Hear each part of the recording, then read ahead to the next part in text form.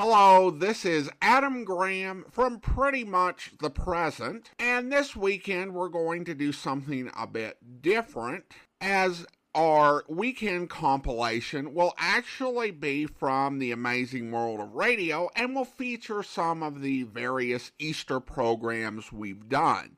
For our Easter specials for the Amazing World of Radio, I've dipped into two types of specials that were quite prominent during that era. There was the sort of lighthearted cultural celebration of Easter, and then there were specials that dwelt more on the profound sacred aspects of Easter. And so you will get a mix of both in this compilation. We will be playing Easter specials from 2019, 2020, and 2021. I will note that we won't be featuring one special, a CBS workshop presentation of Son of Man, because that ran into issues with content ID that I couldn't easily resolve. However, I did include a link to that special in the show notes. Now, these are much more recent podcasts, and I tend not to make various offers or promotions on the Amazing World of Radio, but if there were any,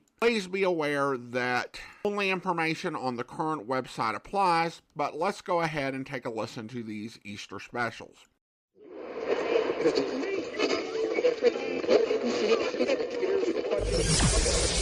Get ready for unique, rare, and little-known treasures from the golden age of radio. You're listening to The Amazing World of Radio with Adam Graham.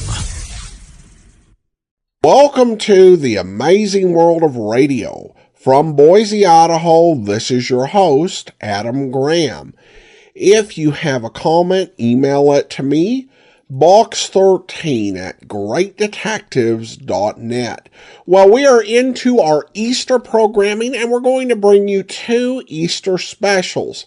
And the first is a really neat curiosity. It's an episode of Coast to Coast on a Bus. And this was a very popular children's radio series. It started out in 1924, and it continued until 1948. So nearly a quarter of a century on the air, though very few episodes survive to this day. It was hosted by Milton Cross throughout its 24-year run, and did feature some performers like Ann Blythe and Jackie Kelk, who went on to do some other things. This is an hour-long program of music, laughter, poetry, and even a few skits thrown in. The original air date on this is April the 9th of 1939. Let's go ahead and listen to the Easter Sunday episode. Coast to coast on a bus, the White Rabbit line jumps anywhere, anytime. Oh, we just roll along, and our ups and our downs, and our ups and downs, all day long, and we don't care a lot. Maybe it's hot, maybe it's cold or hot. Matters not when our big bus jumps around. And don't worry us, 'cause we just roll along, and our ups and our downs, and our ups and downs, all day long. Good morning, little and big folks, children and grown-ups, passengers on the White Rabbit bus. Good morning and a happy Easter to you, with snow and everything. Yes, imagine my surprise when I looked out of my little apartment window this Easter morning, and found it snowing to beat the band. Fortunately, it has all disappeared. It's so cold, though, that most of the children could not wear their Easter things this morning. Of course, that didn't bother me much. I didn't get any new things. Don't you feel sorry for me?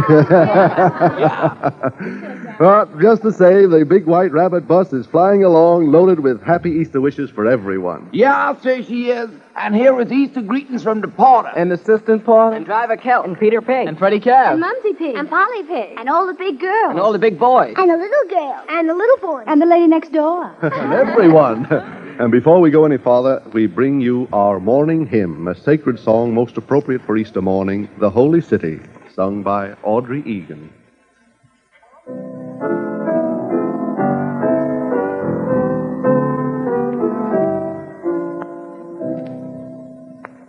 Last night I lay a-sleeping, there dream so fair, I stood in old Jerusalem beside the temple there. I heard the children singing, and ever as they sang, methought the voice of angels from heaven in answer rang. Methought the voice of angels from heaven in answer rang. Jerusalem, Jerusalem, lift up your gates and sing, Hosanna in the highest, Hosanna to your King. And once again the scene was changed, no earth there seemed to be. I saw the holy city beside the tideless sea. The light of God was on its street, the gates were open wide, and all who would might enter, and no one was denied. No need of moon or stars by night, or sun who shine by day. It was the new Jerusalem that would not pass away. It was the new Jerusalem that would not pass away. Jerusalem, Jerusalem, sing for the night is o'er. Hosanna in the highest, Hosanna forevermore.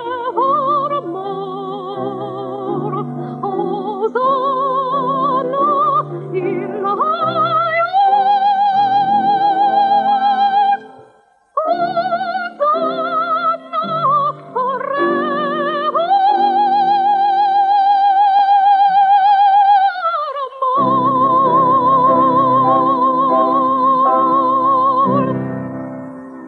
Thank you, Audrey. That was very lovely. What would Easter be without the Holy City?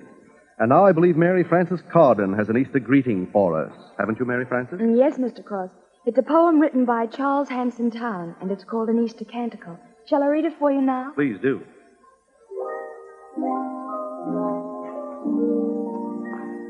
In every trembling bud and bloom that cleaves the earth, a flowery sword, I see thee come from out the tomb, thou risen Lord. In every April wind that sings down lanes that make the heart rejoice, yea, in the word the wood thrush brings, I hear thy voice.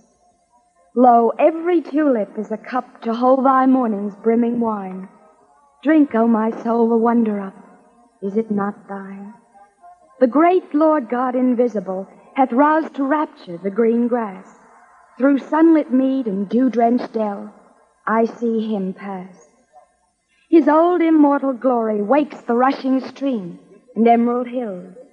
His ancient trumpet softly shakes the daffodils. Thou art not dead. Thou art the whole of life that quickens in the sod. Green April is thy very soul, thou great Lord God. Very beautiful canticle, Mary Frances. Yes, this is the time of the year when everything springs to life anew. And now here is that cute little prodigy, that little piano prodigy, 7-year-old Philippa Schuyler, who often has played her own compositions here for us on the Children's Hour, and who has won a number of citations for her musical ability. I saw her picture just lately in the just a short while ago, with a rom around Lily Pons in one of the newspapers, and also saw with Lily Pons in the Musical Courier. Well, Philippa's back with us again this morning, and here she is, this little 7-year-old at the big piano, ready to tell us, in musical tones, A Curious Story by Stephen Heller.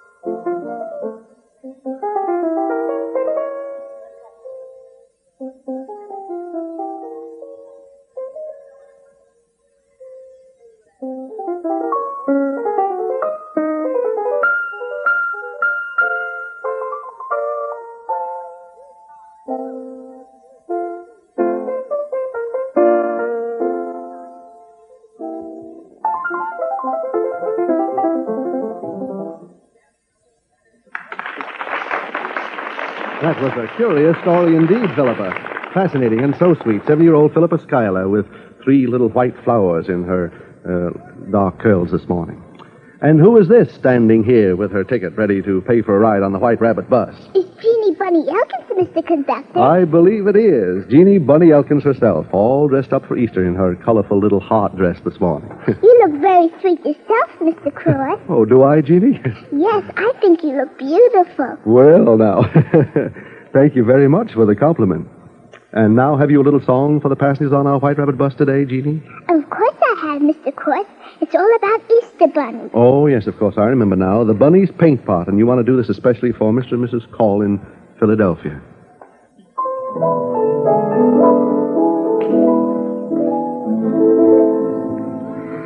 I wonder where the bunny gets his colors bright to paint his pretty colored eggs on Easter night. If he would really truly tell, I'd like to know.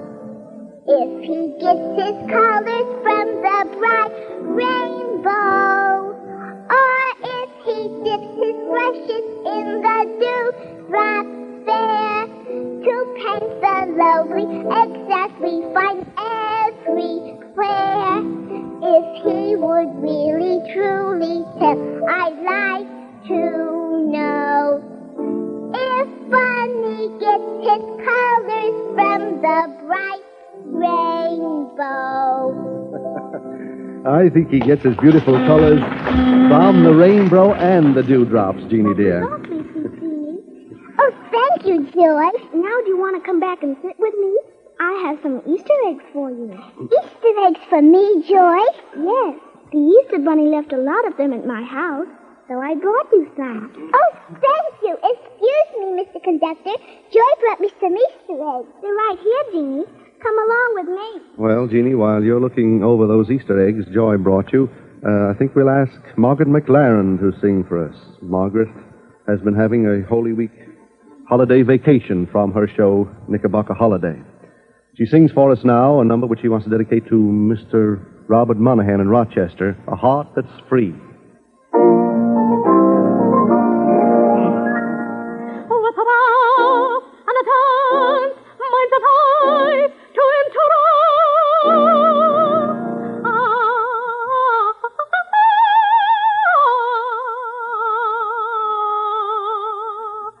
Not a thought, not a care, with a heart if an ear, I'm free as the sea. Like the lark who at dawn bids the darkness be gone, do I see merrily.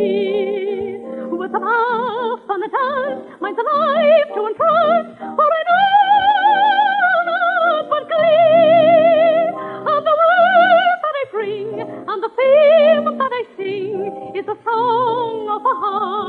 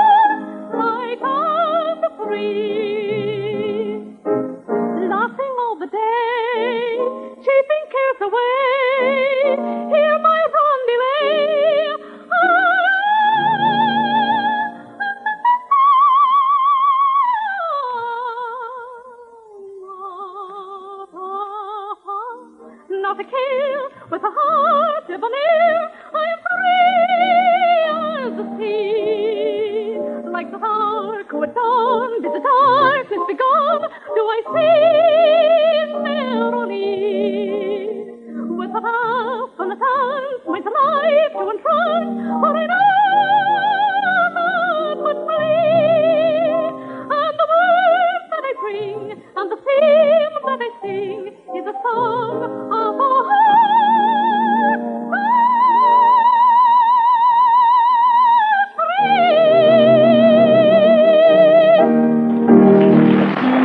Thank you, Bonnet. She's Margaret McLaren. Margaret with her flowered hat this morning with its Malene veiling.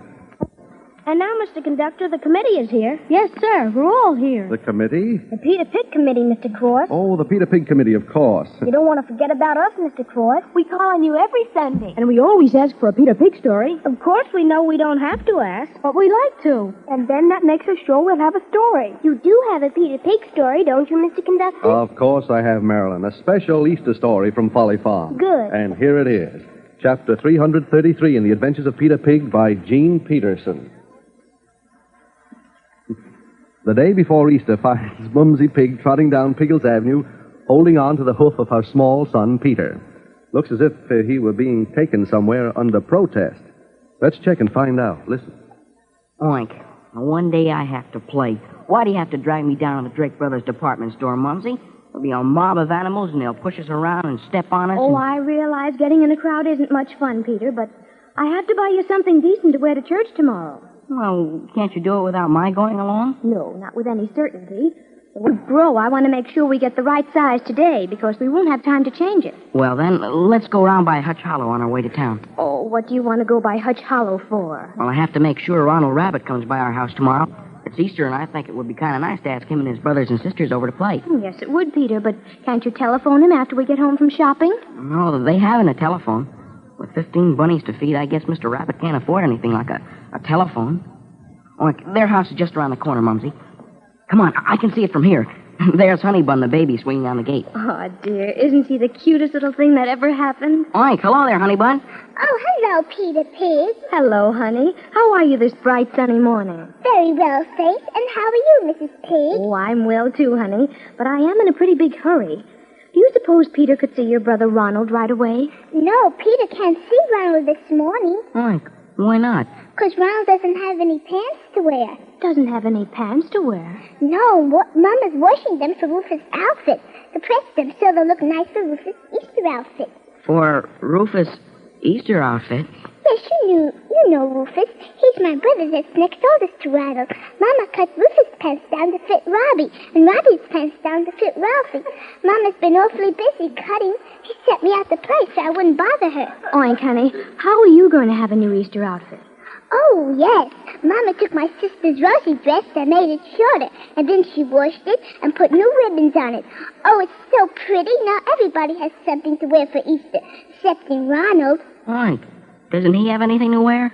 Well, Mama knitted him a sweater, but what good's a sweater if you haven't any pants? Oink, honey, wouldn't you like to run in the house and ask your mother if you can go down to the Drake Brothers department store with Peter and me? Oh, yes, Mrs. Pig. Oh, goody, I'll ask Mama right away. Just a minute, Mrs. Pig. Oink, Peter, we have to do something about Ronald's pants. Oink, yes, Mumsy. Oink, couldn't we buy some for him, Mumsy? Well, I don't know now. I'd like to, but Mrs. Rabbit is very proud. But we'll figure out something. Just you come along to the Drake Brothers with me. Oink, sure, Mumsy. Oh, Mrs. Piggs, I can go with you. I can go with you. Well, now, isn't that lovely? Oink, you take hold of her paw, Peter, and watch when you're crossing the street. Oh, Mrs. Pig, I just love to go into big stores. Could we ride the elevator and see the toys? Well, I don't know whether we could do that today, honey. I have to go to the little boys' department and look at a suit for Peter. But if we don't go to the toy department today, I'll take you some other time. Good morning, Mrs. Pig. What can I do for you today? Oink, Mr. Drake, I want to look at a suit for Peter. Oh, then I'll wait on you myself. The clerks have so much business with everybody buying their new Easter bonnet. What kind of suit would you want to see, Mrs. Pig? Something's in the blue serge with a double-pressed coat. Well, if you have any special bargains, I'm always interested in saving money, Mr. Drake. Then I know just what you want. Come with me, young pig. I will show you a suit that will make you look like the kids' pajamas. It has a pinstripe and a belt in the back. Well, I have a coat with a belt in the back, Mr. Drake. I'd rather have something different. No, okay. I was just thinking I could save your mama some money. It has 2 pair of pants. Did you say 2 pair of pants? Oink, Peter, Well, say, Mr. Drake, I guess you can show me that suit. Well, here it is. Just feel the quality. Uh-huh. All right, yeah, I'll take it, Mr. Drake. And will you wrap the 2 pair of pants in separate packages? Now, Peter, not so fast. I realize what you intend to do, but you don't know whether this suit will fit you. Oh, it's the right size, Mrs. Pig. See, I'll measure the waist. Just a minute. There, in the lane. All right, Mr. Drake, do you have those pants in a size to fit a rabbit? Oh, you mean for the cute little pony you have met you? Oh, now, Mr. Drake, she's a little girl bunny. And what a cute one, with the pink eyes and the hair. Oh, Mr. Drake, I bet you say that to all the girls. Peter, supposing you take Honey over to the counter over there and show her the toys. All right, I got you, Mums. All right, Mr. Drake, could you give me 1 pair of pants to go with that suit that would be too small for Peter? But, Mrs. Pig, if I sell you the pants that don't fit, they might split. And think how embarrassed your son would be. Oh, but they aren't for my son. You see, I want 1 pair to give to Mrs. Rabbit's oldest little boy. Oh, you mean the one that has such long ears and hops around like a jumping jack? That's the one. He needs an Easter outfit, Mr. Drake. His mother'd be too proud to accept a straight-out gift.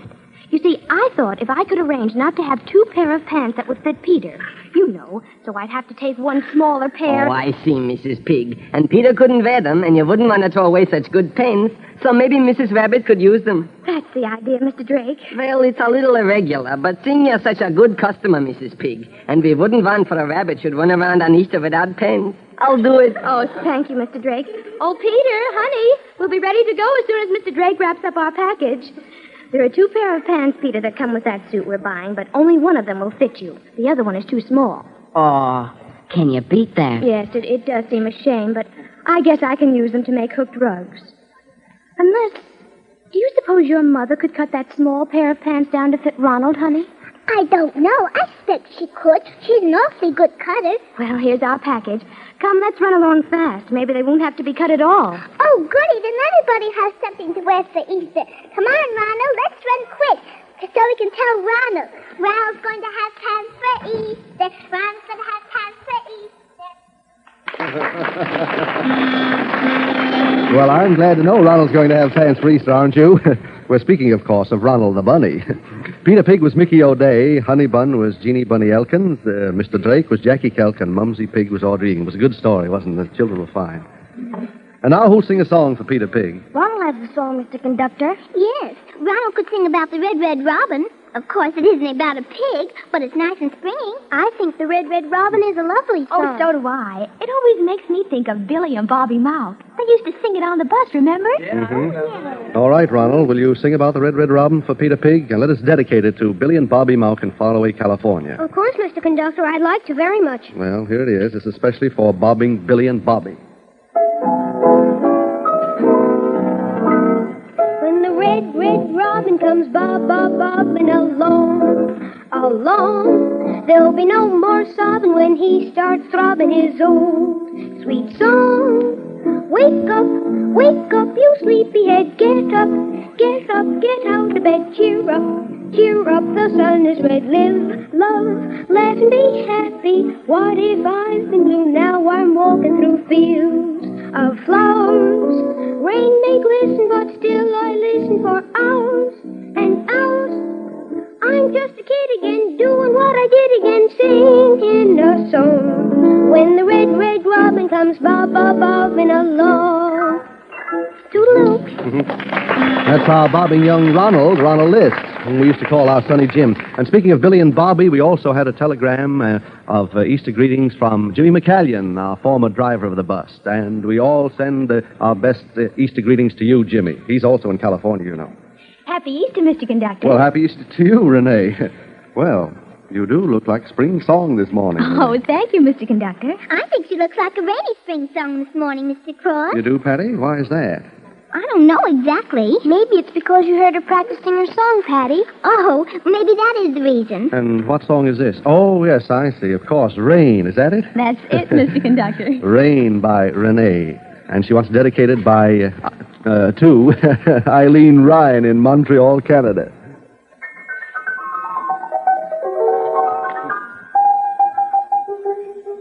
Rain, it's rain, listen to the patter of the rain. See it splashes all about, hurry, let us shut it out, and listen as it beats upon the window pane.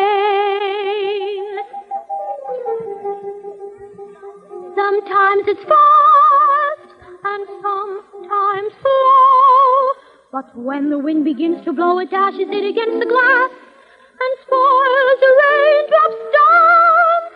Alas.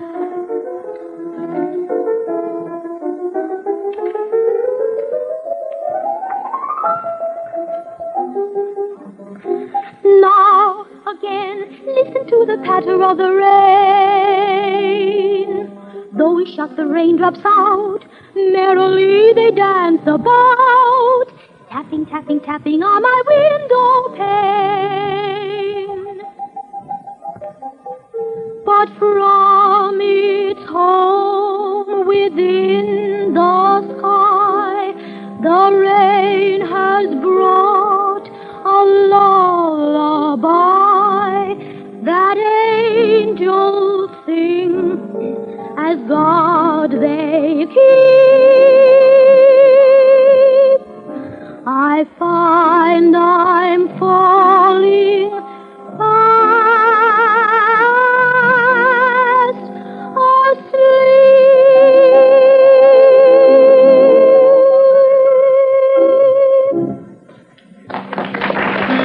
That's our Renee Terry, our golden-haired Renee, a symphony of dark velvet this morning.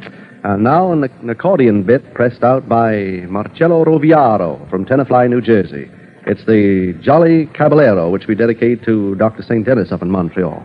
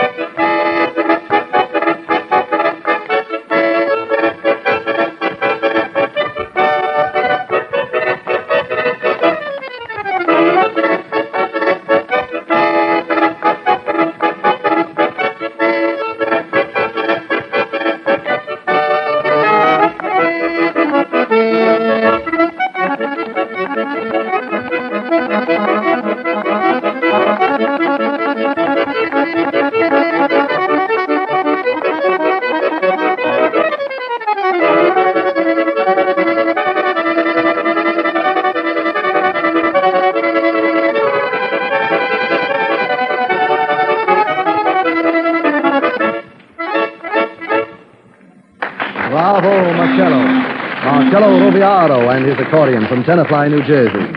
And now, Mr. Conductor. Yes, now, Mr. Conductor. Right now, Mr. Cross. Wait a minute, what's this? Oh, just another committee. But not the Peter Pig Committee. Oh, no. This is a committee to request a song from you, Mr. Cross. Uh-oh. Yes, sirree, we want to hear you sing. All of us wants to. That's right, Mr. Cross. We want an Easter greeting from you for the passengers on the White Rabbit bus.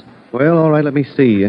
Here's a good old spring song from the Prince of Pilsen, which I'd like to dedicate to my 87-year-old Aunt Susie. It's a song I can still hear my older sister singing as she used to do it years ago. A Message of the Violet.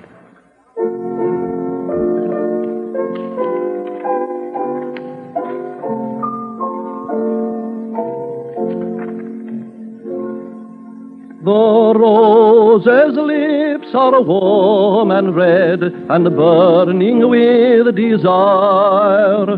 Her heart and soul are all aflame with passion's glowing fire. But if you touch her, have a care. She stick with thorns beset. On the nature when she breathes of love, speaks through the violet.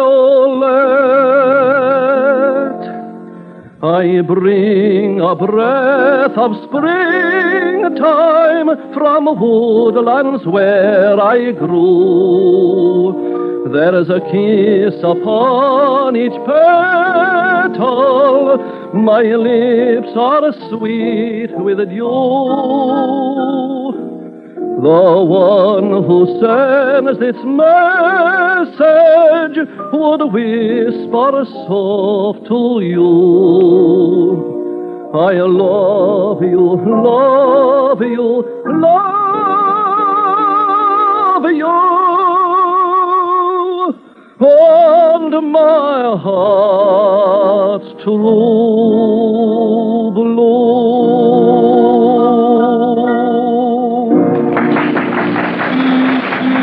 Thank you very much, Mr. Conductor. The committee thanks you on behalf of everybody, sir. Well, I'm sure you're welcome, committee, and everyone. And now let me see. We're here, Mr. Conductor. All three of us. All three of you? Yes, sir. Ronald and Peter and Larry, all three of us. Well, is this a new trio? Oh, no, Mr. Conductor. We're not going to sing. We're a committee. Another committee, hmm? Yes, sir. We're a committee to request that Diana sing a song for us. Now, you know you don't have to go to all that trouble, Ronald. Well, sometimes I have an awfully hard time with you, Diana. I thought maybe I needed a little help today, so I brought my committee. Doesn't that seem a little silly to you, Mr. Conductor? Well, I don't know. Of course I'll sing if anybody wants me to. I don't need a committee. Well, come along, Peter. I guess everything's all right. We can go and sit down. Is Diana going to sing? Of course she is. Of course I am. Everybody knows that. Are you going to sing the circus stage, Diana? Shall I, Mr. Conductor? Well, I think that's a very good one, Diana, because the circus is in town, and Diana wants to do this for Jimmy McCallion in California.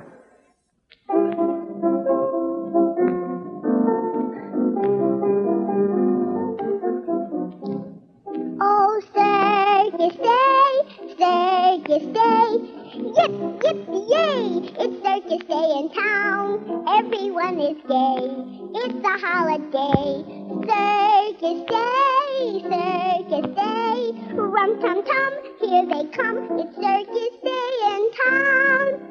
From side to side, their heads are nodding. Slowly elephants are plodding. Cages painted bright in gold. Hold wild animals, we're told. Hee-haw, ha. Hear the laughing hyena roar. Rum-tum-tum. Look, there's a grizzly bear. Giraffes and tigers, lions too. Just like we saw down at the zoo. Monkey scatter, hear their pector. Watch the tricks they do. Oh, see the funny, funny clowns. Acrobats balance upside down. The strong man lifts 10,000 pounds. It's circus day in town. Oh, circus day, circus day. Rum-tum-tum, here they come. It's circus day in town. Thank you, Diana, dear. Diana looks like a little pink Easter crocus this morning. This is the NBC Children's Hour.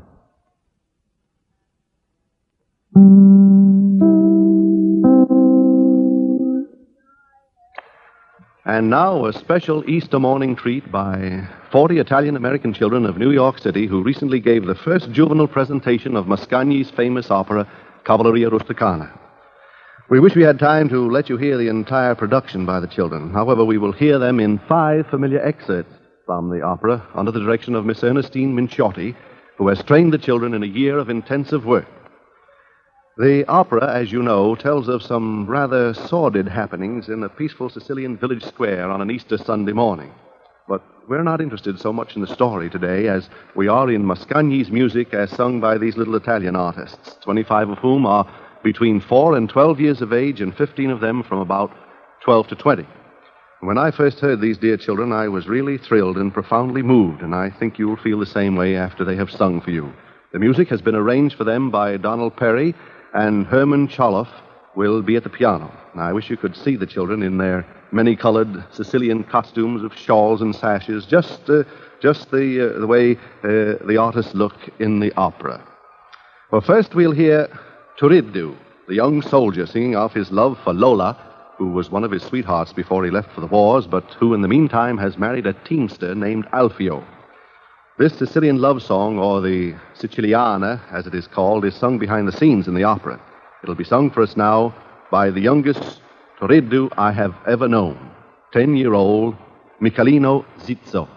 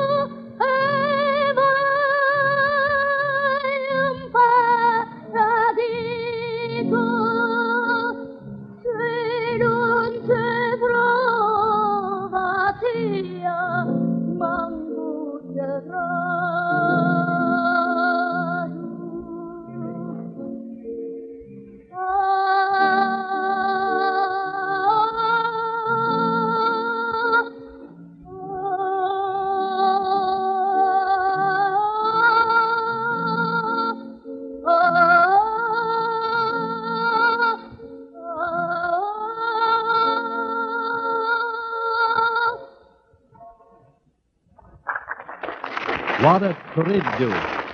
You should see him in his velvet coat, breeches, his red stockings, red tie, and red sash, and his buckled shoes. Sung with all the feeling of a mature artist, though only 10 years old, 10-year-old Michelino Zizzo. And now meet our Alfio of the cast in his brown suit and leggings and his fur cap. Another 10-year-old, John Party, and believe it or not, John was born on the same day as Michelino, his operatic rival in this story of Cavalleria Rusticana. Isn't that a coincidence?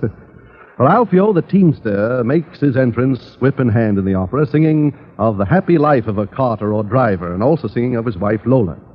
And as he joins his friends on this Easter morning, they agree with him in chorus that the teamster's life is a fine one indeed. 10-year-old John Party, our Alfio, now sings his whip song, Il Cavallo Scalpita.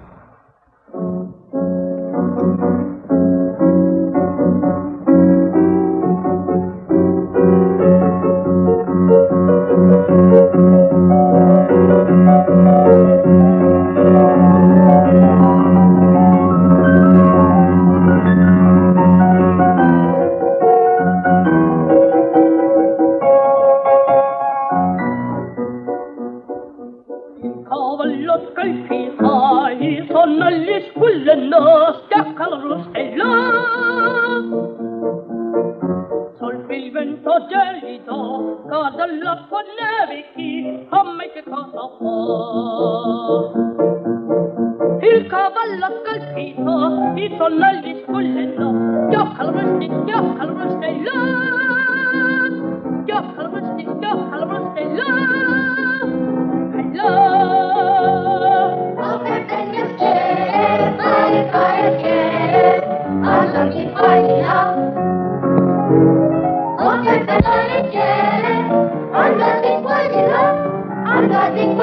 Schiocca il busto, schiocca il busto.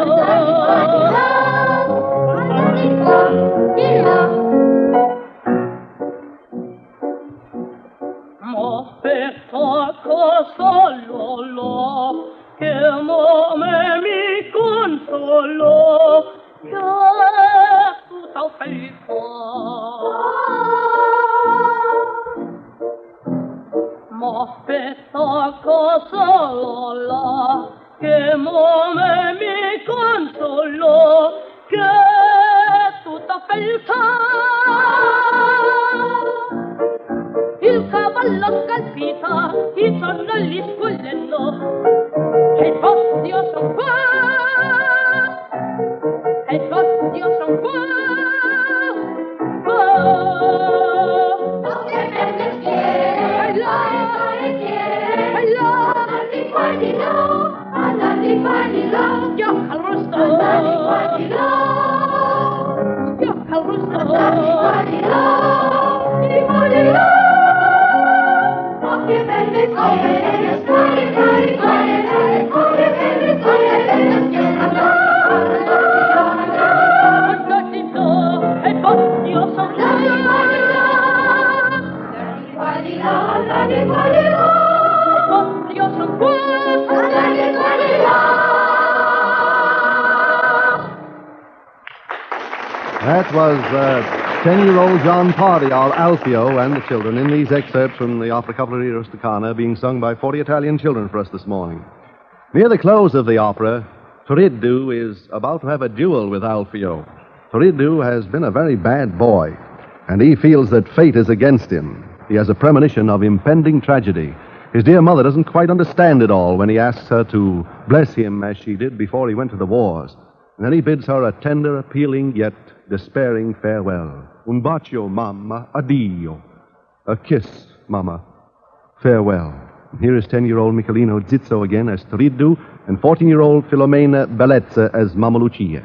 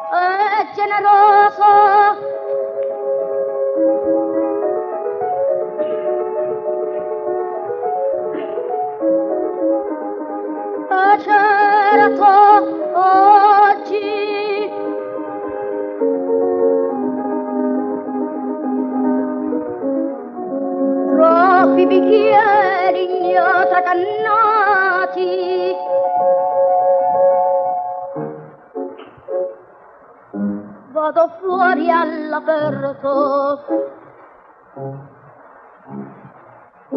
ma prima voglio che mi benedite come quel giorno che partì soldato.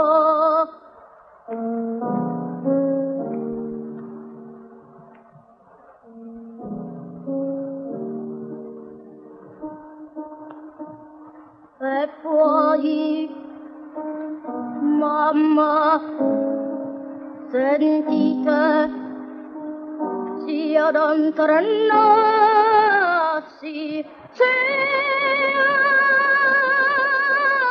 d'antrenarsi.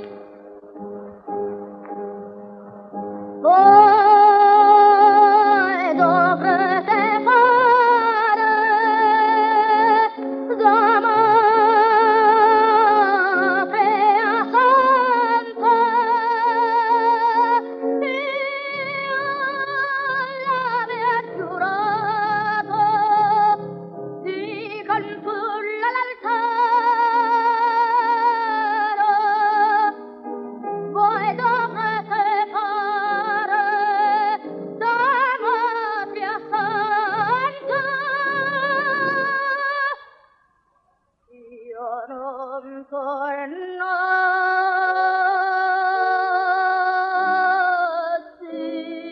perché parli così, figliuolo mio? Oh, nulla, oh, il vino che m'ha suggerito, il vino per me, pregate Dio, per me, pregate Dio, una bacia, un bacio, mamma,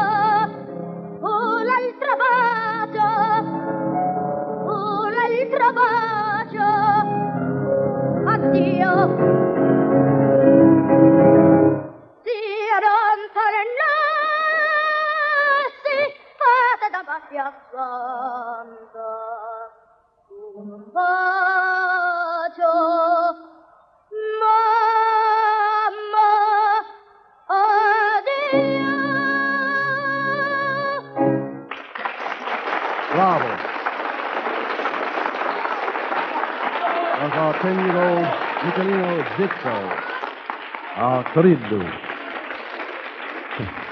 The young girl Santuzza, who was deserted by Toriddu, tells Alfio of the bad things Toriddu has been doing, and as Alfio swears vengeance, Santuzza is sorry she has told on her former lover. This is all told to us in the duet we now hear, sung by Gilda De Maio, our 12-year-old Santuzza, and John Parody, 10-year-old Alfio.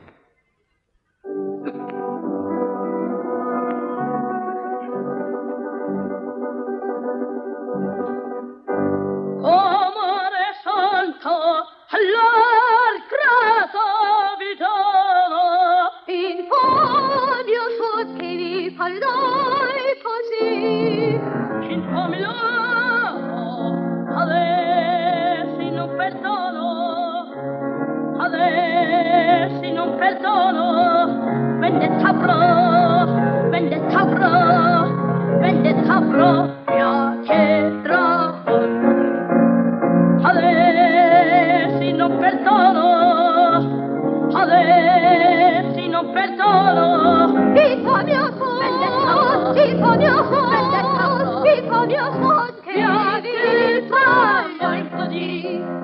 Io son voglio m'abbandono, in aria tutto l'amor mio finì, in aria tutto l'amor mio finì, in aria tutto l'amor mio finì. Oh mio son, che perdoni così. Oh mi loro, adesso non perdono, vendetta pro, vendetta propria che trovo, vita mio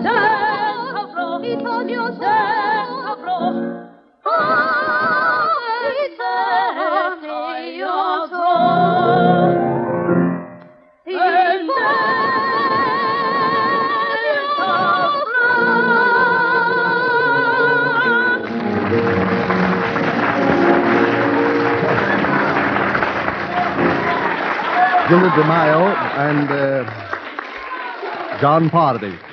In the opera, you know, after church services, Toriddu invites the villagers to Mamma Lucia's wine shop, and here he sings his familiar, lively, carefree drinking song, O Brindisi, Vivo il vino spumeggiante, in which they all heartily join in ringing chorus. First the villagers are heard singing, then Toriddu, our 10-year-old Michelino Zitzo, and Lola, 11-year-old Rosaria Troia.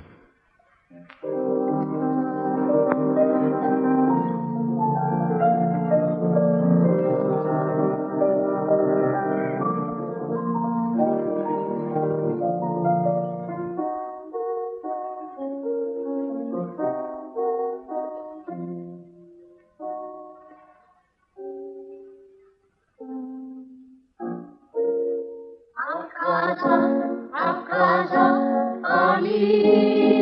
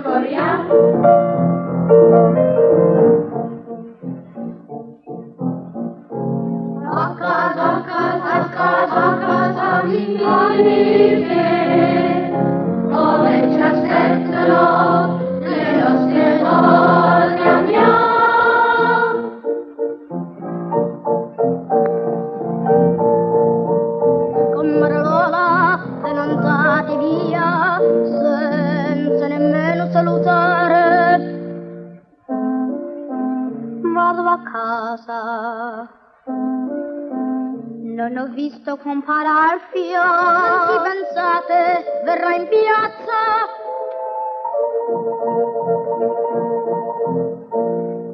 Intanto amici qua, beviamo una bicchiera.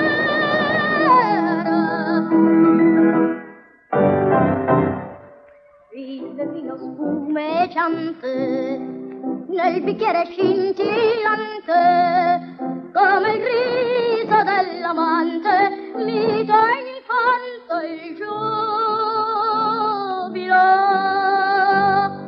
Il del vino spumeggiante nel bicchiere scintillante, come il riso dell'amante, mito infante il giubilo. Viva il vino che è sincero, che c'ha dietro ogni pensiero e che anche l'umore nero nelle prezzate ne dà. Viva il vino che è sincero, che ogni pensiero e che annega l'umore nero nelle prezzate nera. Viva ai vostri amori, viva alla fortuna vostra, viva beviamo, viva beviamo, vino visi la giostra, vino visi la giostra. Vediam, vediam, vino visi la giostra. Viva il vino spumeggiante, viva nel bicchiere scintillante, viva come il riso dell'amante, viva il fondo e il giubilo. Viva il vino che è sincero, che c'ha dietro ogni pensiero e che annega l'umor nero nelle prezzate nera. Viva il vin, viva il vin, viva il vin, viva il vin, viva, viva, beviamo, viva il vin, viva il vin, beviamo, beviamo, beviamo, beviamo.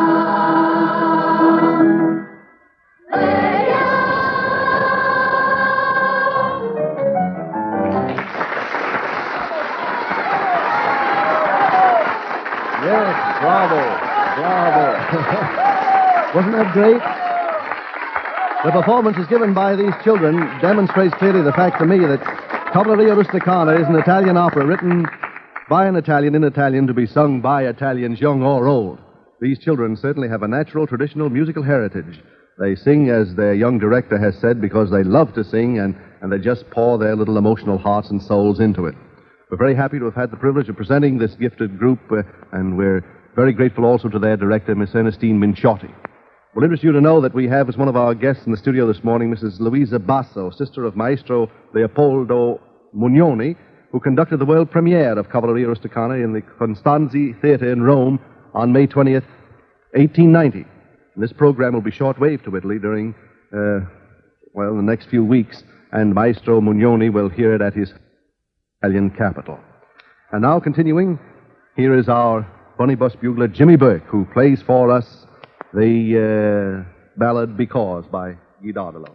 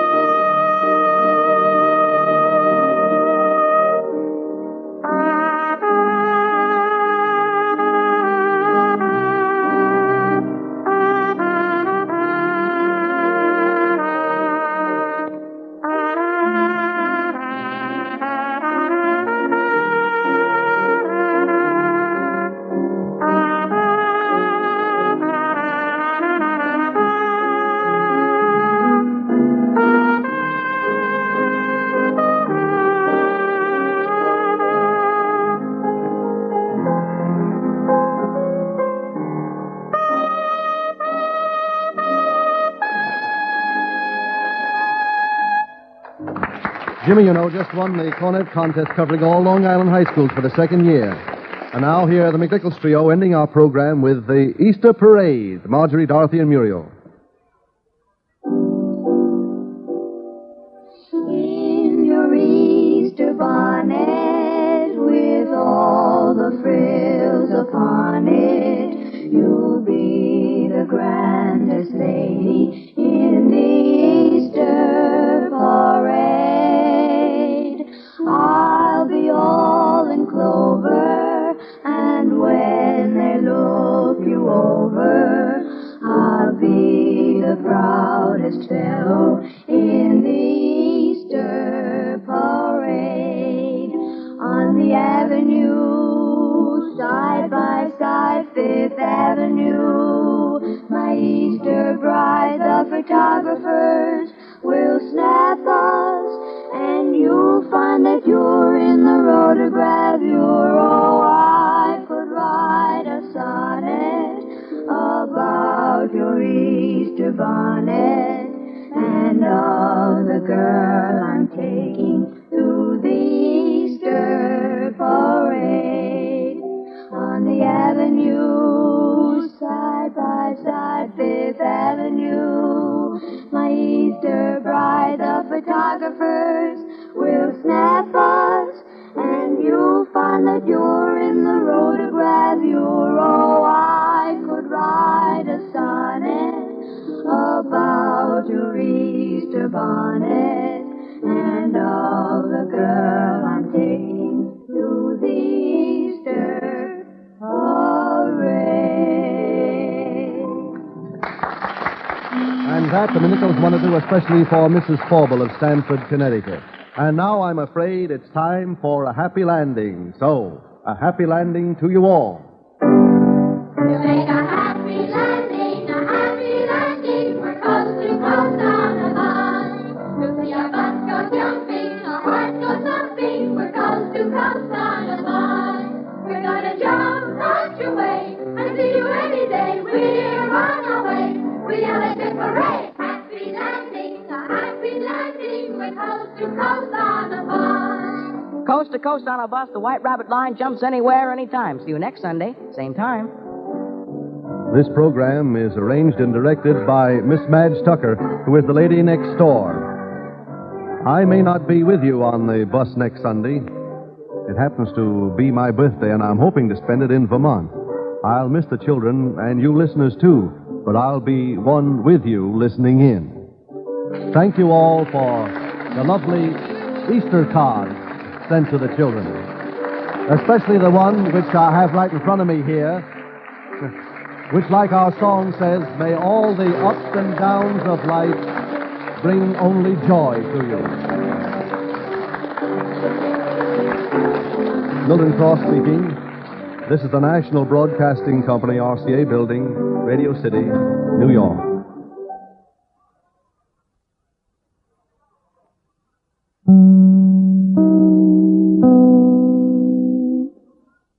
Welcome back. Well, actually a pretty well done episode. Some of the music was just beautifully sung, and even some of those that weren't proficient, in that sense, were pretty cute. And the same thing goes for the skits. Though I did kind of think having the pig character say oink after every line that felt a bit off. I think somebody went hog wild with the silliness on that one. But it worked for 24 years, so what do I know on that point? Overall, pretty entertaining, and plus when you get to the second half, you get the type of, really high-quality music I don't think you would ever see on a children's show today with that opera and those particular performances. There were some really beautiful pieces worked in here, so I really enjoyed this. I hope you liked it as well, and we have another Easter special coming tomorrow. I hope you'll listen for it. I do want to thank the Patreon supporter of our episode, Neil.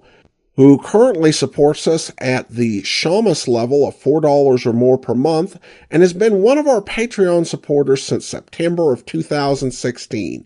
Thanks so much for your support, Neil. I grew up with a lot of Hallmark movies. My mom loved them. And, of course, this was before Hallmark had its own movie channel, so these were all pretty much broadcast on CBS.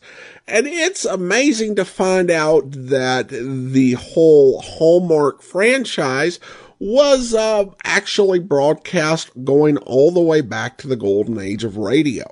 Hallmark had been the sponsor of the Radio Reader's Digest, but went with the Hallmark Playhouse over radio with a different tone. Writer James Hilton set out to find short stories that had not been adapted before and adapted them.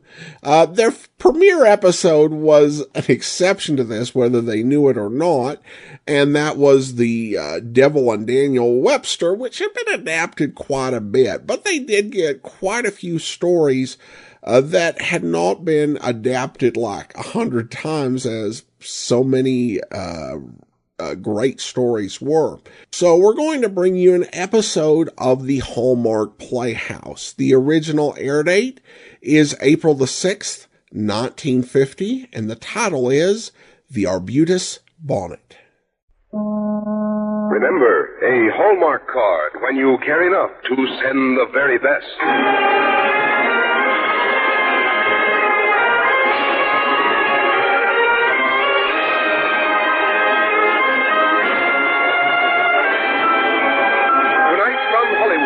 Of Hallmark greeting cards bring you Margaret E. Sangster's The Arbutus Bonnet, starring Ann Blythe on the Hallmark Playhouse.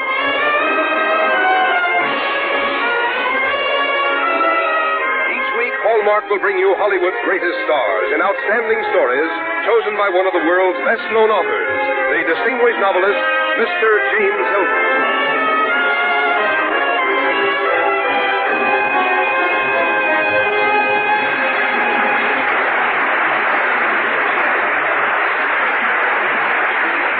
Good evening, ladies and gentlemen. This is James Hilton. Tonight on our Hallmark Playhouse, we find ourselves on the threshold of Easter, one of the great seasons of the year, symbolical of springtime, of hope, and of rebirth. In these days especially, it's good to remember that tradition of ours which gives us each year a message of encouragement and inspiration. And tonight we tell a story called The Arbutus Bonnet by Margaret E. Sangster, an Easter story with an Easter message.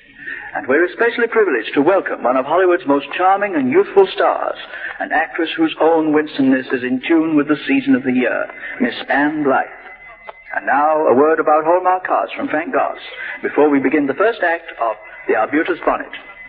At Easter, as on every important event in the lives of your friends and loved ones, there is a Hallmark card to say just what you want to say, the way you want to say it. And the Hallmark on the back will carry an extra meaning for Easter Day, for it says you cared enough to send the very best. Now, Hallmark Playhouse, presenting Margaret E. Sangster's The Arbutus Bonnet, starring Miss Ann Blythe.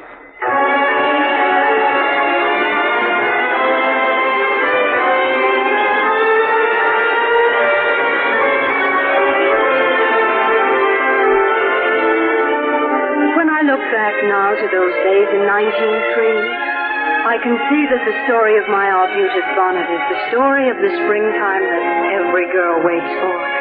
The spring that comes riding over the hilltops with banners flying. The spring that somehow heralds the coming of Prince Charming.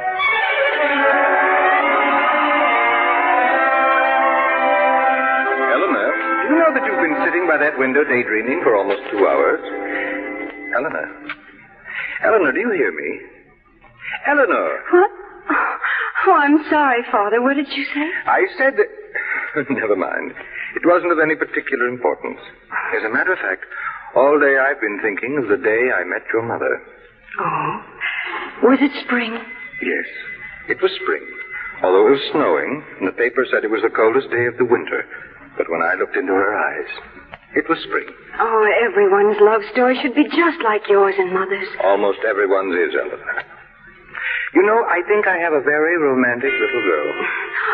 Oh, it's 4 o'clock. I have to deliver a basket of eggs. Oh, did I tell you I had a new customer? No.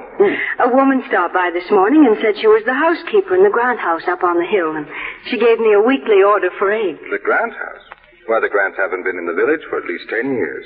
Mr. Grant is a big financier. Well, I'd better get up there or I'll never get back by dinner time. You know, my dear, you're more like your mother every day. I wish she could see you. Don't you think she does, Father? Yes, Eleanor. I'm sure she does. And I'm sure she's more than pleased.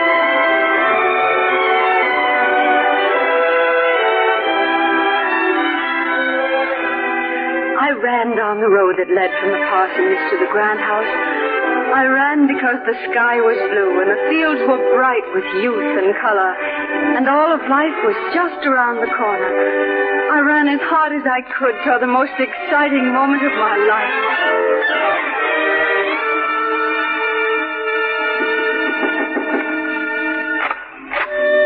Well, hello. I don't know what he said after that, or what I answered. I only know the drums of spring beat loudly in my ears, and I crossed an enchanted threshold. The days that followed were like music, heard but once, but remembered eternally.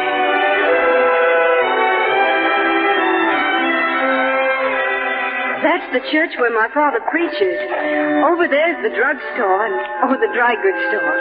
Oh, and that's the post office. I've never been in a really small town before. Oh, I've never been in a city. Someday I'll show you the city. Turnabout is only fair play, you know. Oh, it's funny. When my father told me they were going to have me come down here to recoup from that bout with pneumonia, I had a fit. I had no idea how wonderful the town could be. Come on. I want to show you the high school.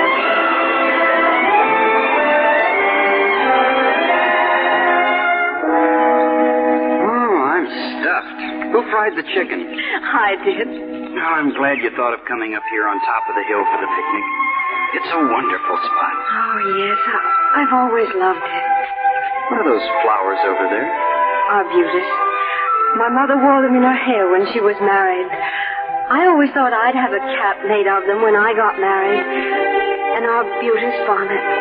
Of course, bonnets aren't very fashionable right now, but maybe by the time I get married, they will be, and then... When I get married, I hope I get to marry a girl wearing an Arbutus bonnet. Oh, I hope you do.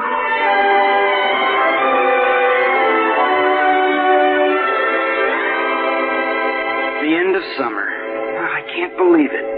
Doesn't it seem like yesterday to you that you knocked at the front door? It was spring. No, it's autumn. We'd better start walking toward the depot. It's almost 9. Don't want to miss your train. Will you write to me at college? Oh, of course I will. Eleanor, I'm coming back.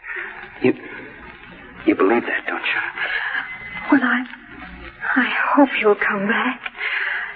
Eleanor, do you think it would be all right if I kissed you goodbye? Oh, Bob. Bob. Goodbye, Eleanor. I'll have to run for the train. Goodbye.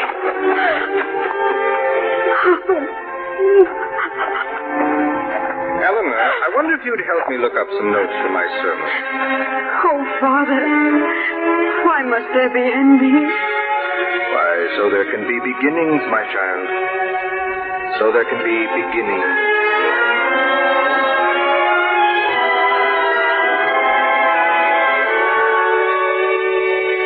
And so autumn came, and then winter, and then spring again. Bob wrote that he was going abroad with his family for the summer. I put my hair up that summer and taught a Sunday school class. Father was right. A great deal happened.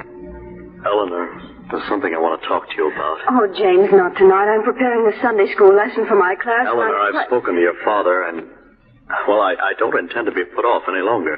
I've prepared a speech, and I'd very much appreciate it if you'd hear me out. My farm's doing well. I could make you a good living, Eleanor, and I'd always... James, I'm not in love with you. Well, you're surely not still thinking about that Grant fella. He's been gone... How long? Almost 3 years. Well? His parents took him to Europe. He's studying there. You don't think he'll come back to a town like this? Whether or not Bob Grant returns is not the issue. The issue is whether I'm in love with you. And I'm sorry, James, but I'm not. Okay. I guess that's that.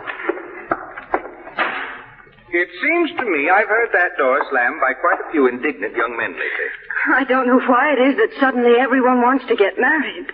Eleanor, I don't want you to be so under the spell of something that happened in the past that you let it spoil your future. Suppose he never comes back. He said he'd come back. My dear, you have amazing faith. Well, Father, I'm your daughter.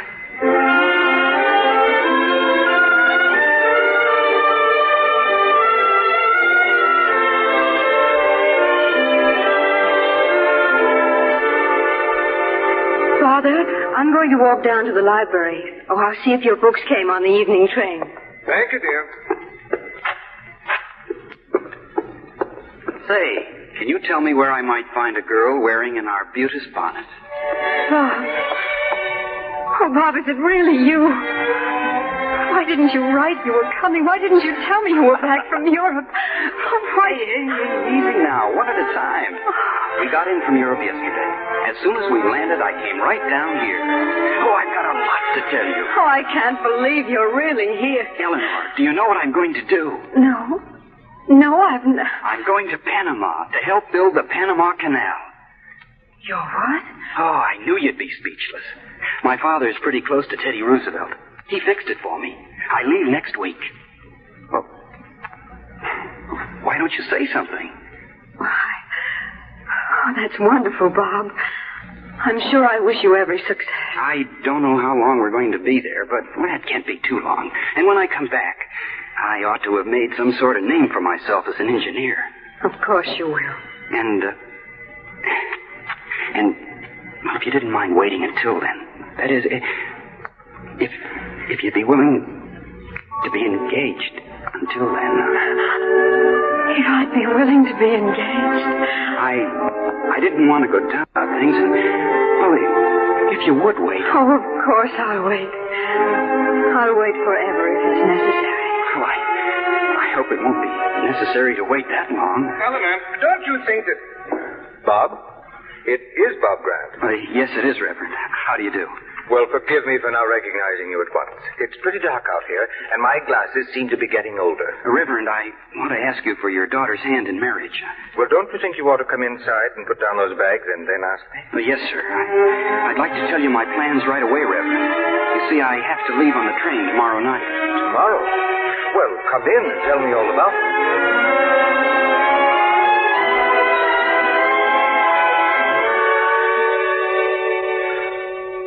We'll have to start for the train in a few minutes. Yes. It's funny how fast time goes, isn't it? There were so many things I wanted to tell you that I haven't had time to say. I feel the same way. I wanted to tell you how I was in love with you before I ever met you, and how I've been in love with you ever since. I wanted to tell you that if you hadn't come back, there wouldn't have been anyone. Ever. I brought you a ring. I don't know if it'll fit. It was my mother's. She said, take it to Eleanor with our love. And with yours. Here, let me put it on your finger. Oh, that's beautiful.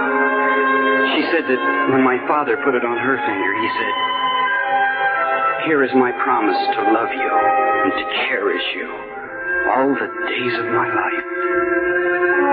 I'm putting it on your finger with the same promise. And when you look at it, you can know that wherever I am, I'm thinking of you.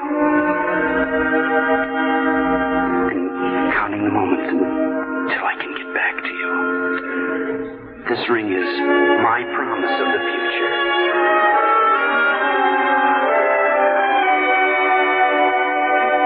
He was gone a few moments later, but I had his ring on my finger, and his name on my heart, and an unshakable faith in the future we would have together.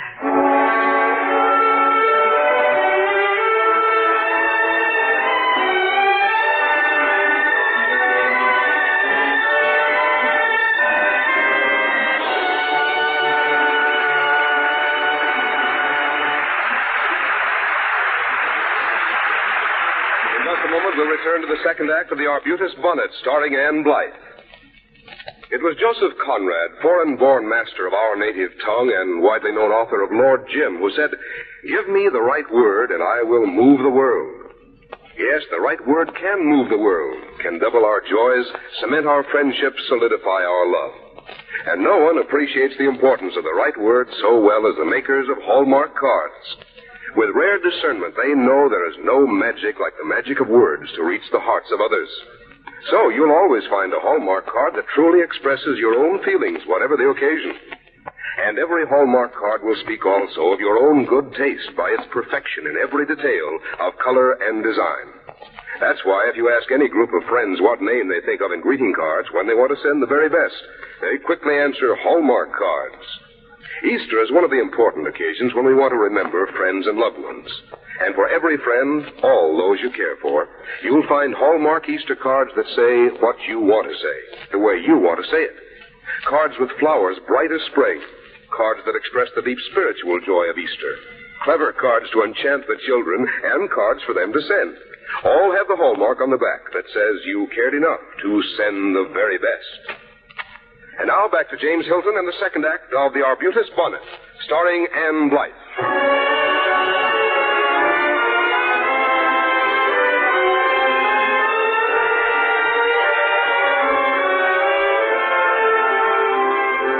Bob sailed for Panama, and Eleanor waited at home, living in the manner prescribed for young ladies in those early days of the 20th century. She would remember those days of waiting as long as she lived.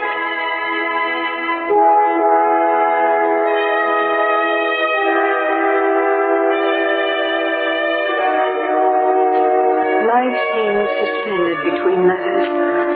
I kept house for my father, taught my Sunday school classes, acted as a bridesmaid now and then, and read Bob's letters over and over.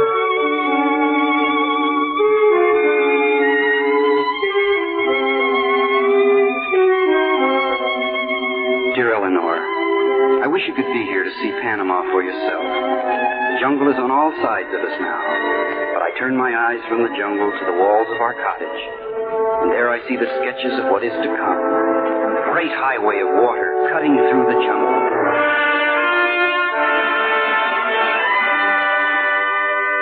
Dear Eleanor, I am lonely tonight, and more than a little heartsick. We lost 3 of our best men today. Yellow fever. Dear Eleanor, you may not hear from me for a short time, because tomorrow we're going inland to survey excavation conditions. I will never be able to tell you how I miss you.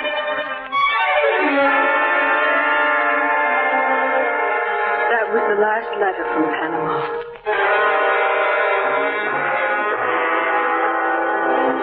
Eleanor, may I speak to you a moment? Oh, of course, Father. I was just going down to see if the mail had come in. Sit down, Eleanor. Eleanor, I've had a telegram from Bob's parents. Bob's parents? Eleanor, Bob is...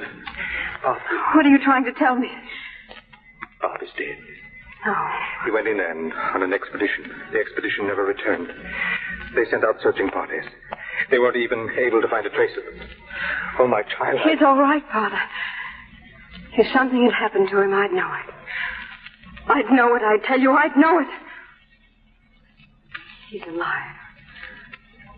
I'm sure he's alive.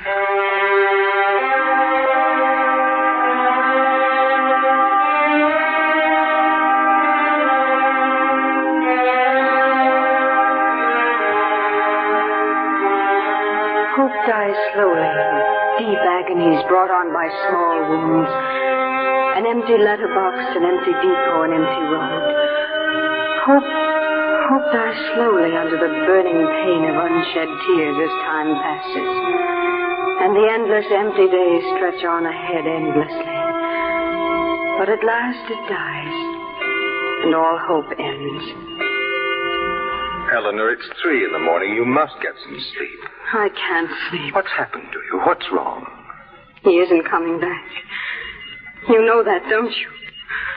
You've always known it. He's never coming back. He's dead. No one even knows where he is. He's dead. What's happened to your faith, Eleanor? Faith? What do you expect me to have faith in? God? There is no God. There is no God, or things like this wouldn't happen. Eleanor. Faith is for children. No. We try to teach our children faith so that they will have a staff upon which to lean when sorrow and travail comes. We aren't put on this earth solely for our own happiness. We're put here to serve God's purpose, and it's not for us to question that purpose. I'm sorry, Father, but those are only words to me now. And words won't fill a heart, or fill a life, or give it meaning. He's dead, and there's nothing left in the world. There's nothing left in the world.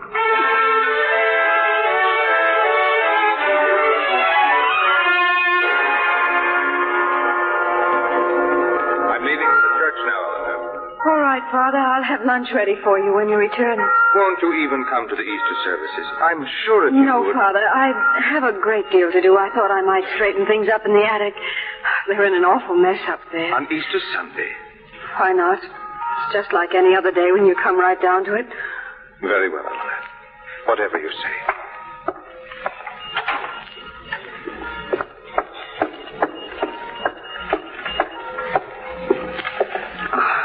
Oh, what a mess. Well, I might as well start in on this box as any. What's this letter doing in with these old blouses? Reverend John Cartley, chaplain.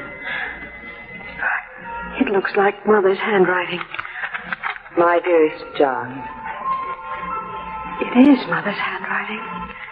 My dearest John. The hour is late and I am alone. But I feel almost as though a miracle happened to me today and I wanted to write you. These are troubled times. You are far from me, a chaplain on the battlefield in another part of the world.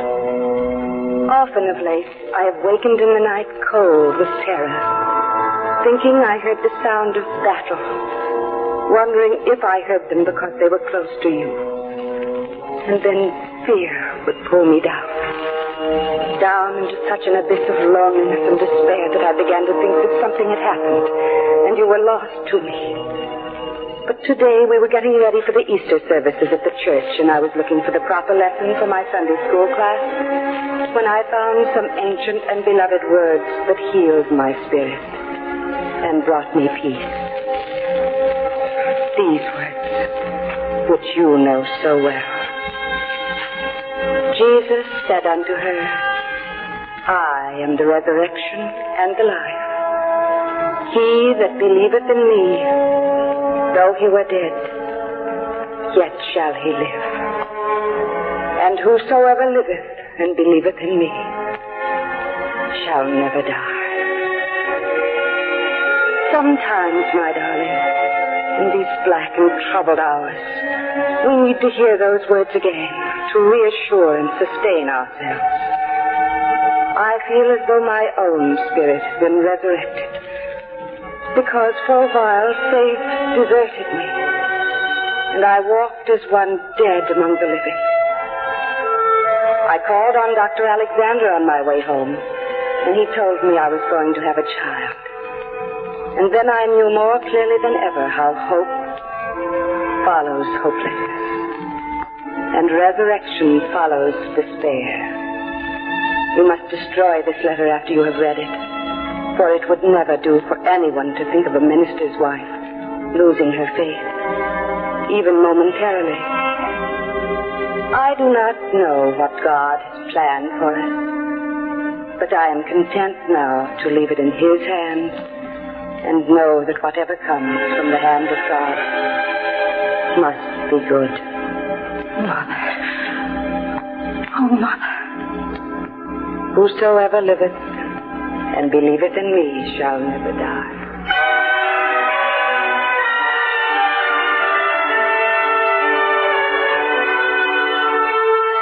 I ran from the house, grabbing a hat as I left. I ran as fast as I could to the top of the hill, and I gathered the arbutus to make an arbutus bonnet. I pinned them to the hat as I ran back down the hill, toward the church bells, toward my father, toward my faith in life and love and God. My father was just finishing his sermon as I entered the church. Whosoever liveth and believeth in me shall never die. Believest thou this? I was looking for a girl in an arbutus bonnet. Yea, Lord. Bob. Somehow I was sure this was where I would find her on Easter Sunday. Which should come. Oh, Bob. I just got off the train, dear. I came straight to the church. And believeth in me shall never die.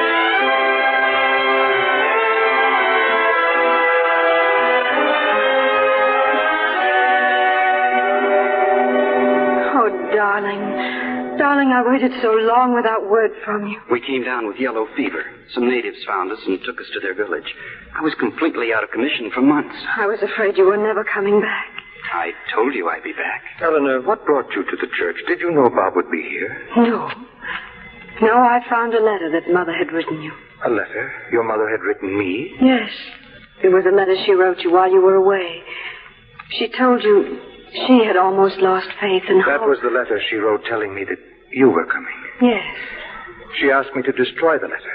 Yes, I saw that. Eleanor, I did destroy that letter. You did destroy it? Just as she asked me to. I never brought it back from the bachelor table. You destroyed it? She wrote, Whosoever liveth and believeth in me shall never die.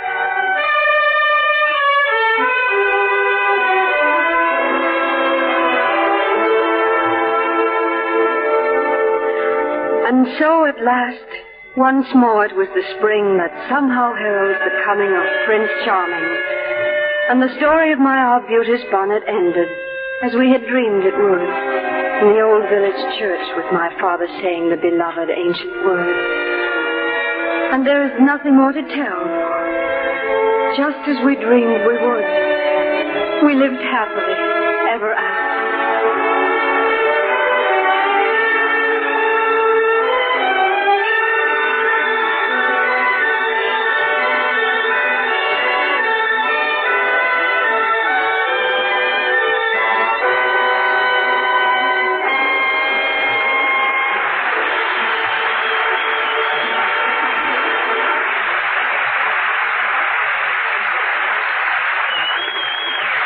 Ann Blythe and James Hilton will return in a moment. Next Sunday is Easter. I hope you've already made your selections of Hallmark Easter cards, but if not, there's still time to find the card that will be just right for everyone you want to remember. There are cards for those dear to you that convey thoughts often felt but too seldom expressed. There are cards that will bring a warm glow to all your friends, near or far. I recall that one of the most pleasant experiences we had last year was receiving an Easter card from a couple we hadn't seen in years and whose address we had lost. Their card brought back many fond memories. It made me appreciate more than ever what a perfect occasion Easter is for remembering others.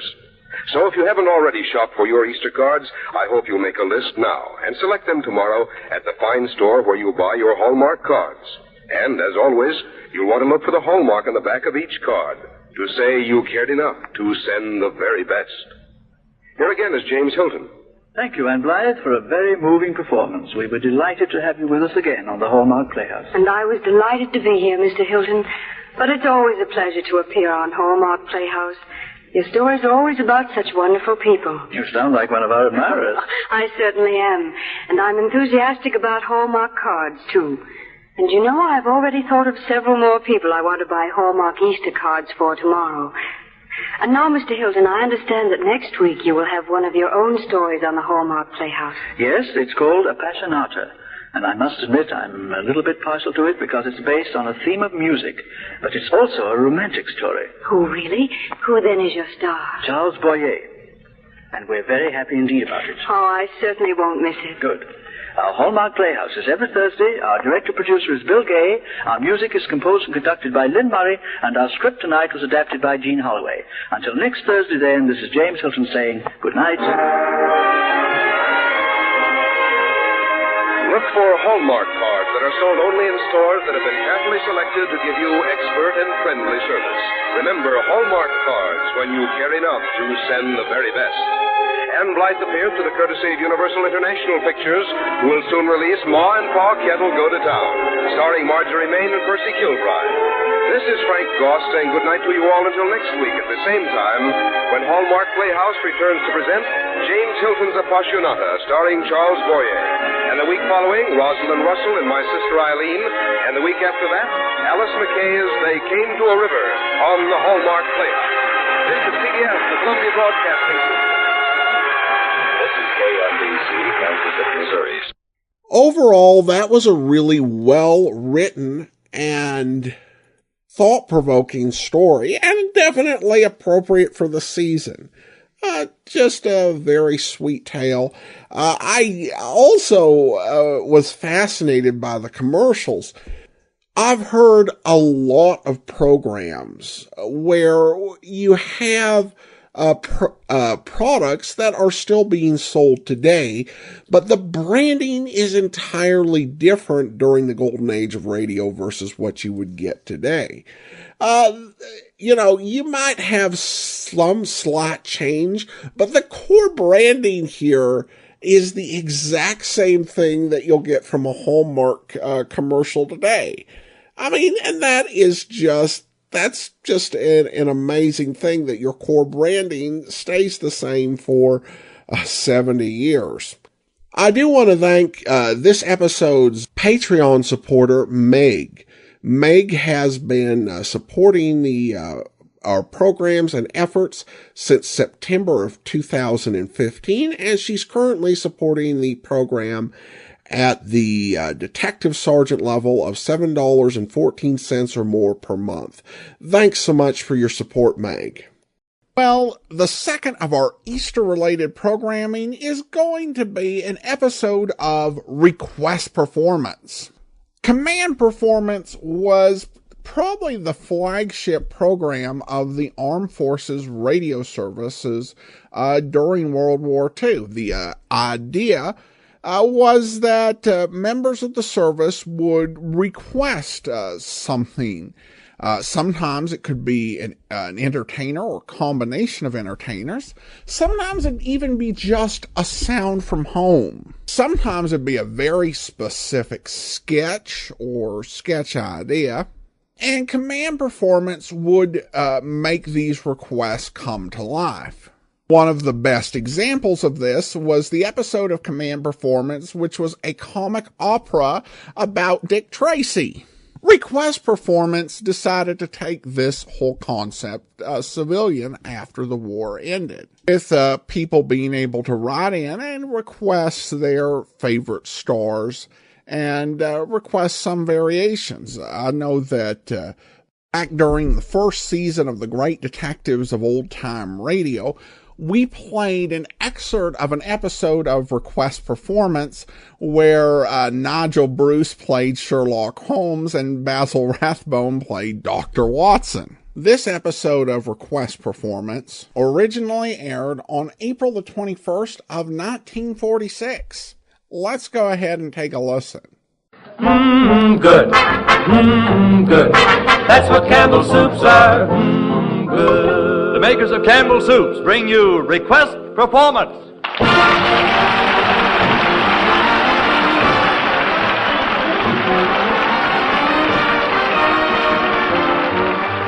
This is the program where the stars you request do the things you request. Tonight we bring you a cast of some of the greatest stars of motion pictures and radio. Abbott and Costello, Dick Powell, George Raft, and radio's Corliss Archer, Janet Waldo, with Leith Stevens and his orchestra. All in Request Performance, produced by the Maskers Club of Hollywood. And here's your master of the mailbag for tonight, Dick Powell. Sioux City Sue, Sioux City Sue, Your hair is red, your eyes are blue. I'd swap my horse and dog for you. Sioux City Sue, Sioux City Sue. There ain't no gal as true as my sweet Sioux City Sue. I drove a herd of cattle down from old Nebraska way. That's how I come to be in the state of Iowa. I met a girl in Iowa, her eyes were big and blue. I asked her what her name was, she said Sioux City Sue.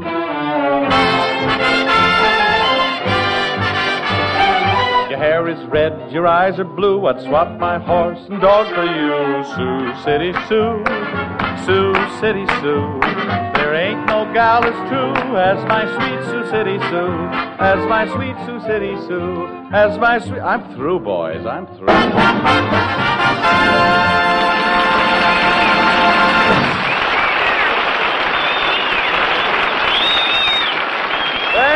Thank you, everybody, and welcome to Campbell Soup's Request Performance. You know, this is the program where we answer your letters. And here's a swell one from Nanette Wilson of Terre Haute, Indiana. Miss Wilson writes, Mr. Powell, I've seen you kicked around by a lot of tough characters on the screen, but I wonder what it would sound like on the radio. Well, just to prove how tough I am and that I can really take it, they've stuck me with two of the toughest characters in pictures or radio, Abbott and Costello.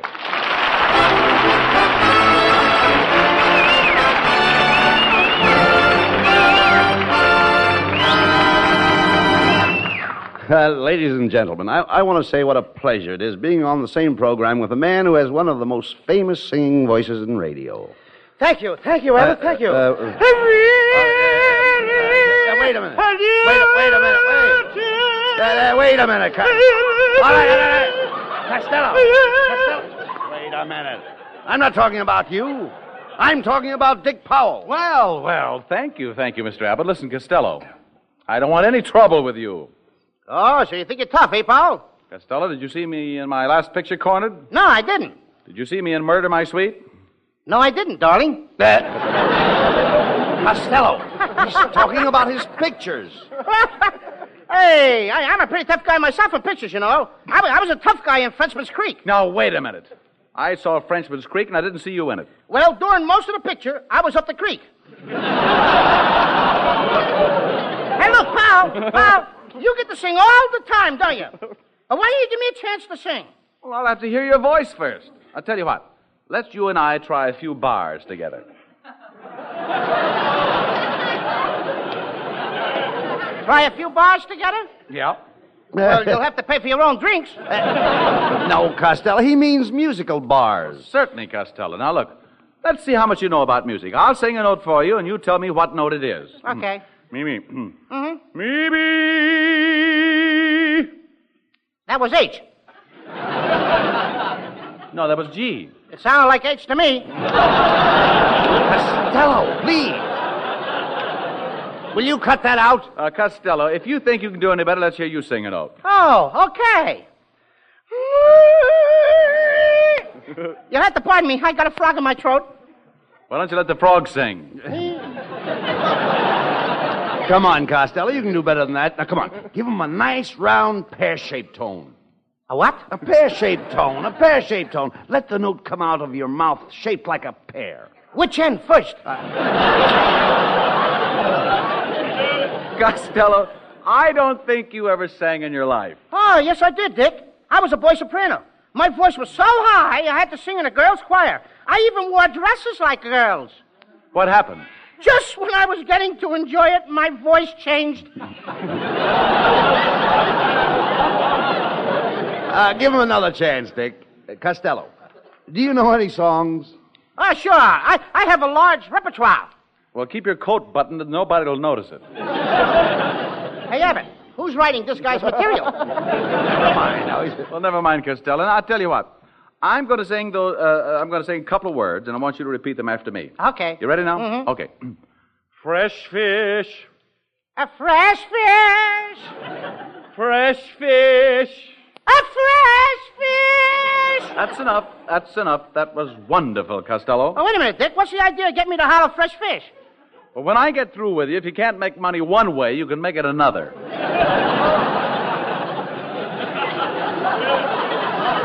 Abbott, I'm going to clip this guy. Costello, now wait a minute. You can't talk that way to Dick Powell. He's only trying to help you. Well, yes, Costello. The trouble with you is you don't know how to breathe correctly. You should bring your voice up from your diaphragm. You know where your diaphragm is? No, I haven't worn one of those things since I was a baby. No, Costello. He's talking about the thing you breathe with. What have you got between your stomach and your chest? My belt. Oh. No, Costello. We want you to inhale. What? Inhale. I would like to see you inhale. I feel the same way about you.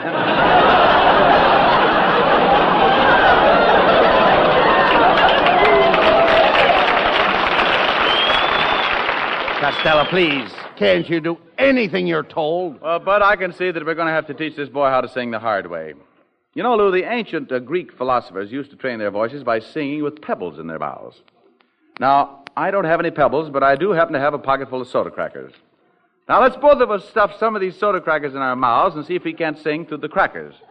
Now, watch me sing through the crackers. Just watch me, will you? You go right ahead. You watch me. Yeah. I'll hang through the crackers. Gonna sing through the crackers clear. Yeah. Gonna hear every word you say. You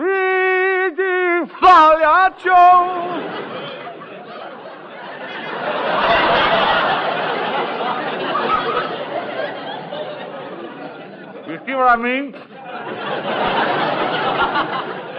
I can't see a thing. You blew all the crackers right in my puss. Now, you go ahead and sing. Go on. You want me to sing? Yeah, take a mouthful of crackers now.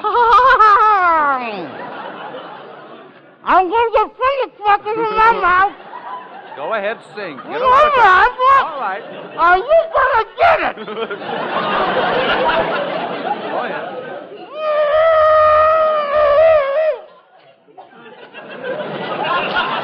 I swallowed it.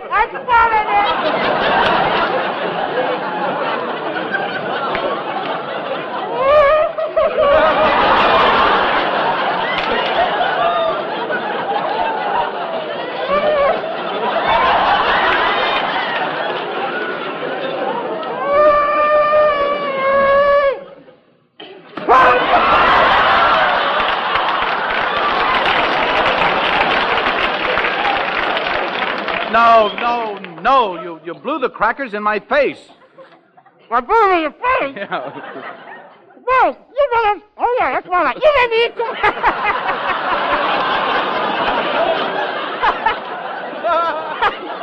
You made me eat too many crackers. Now, look, Lou, don't you understand? Here, I'll do it again for you. Now, watch me, will you?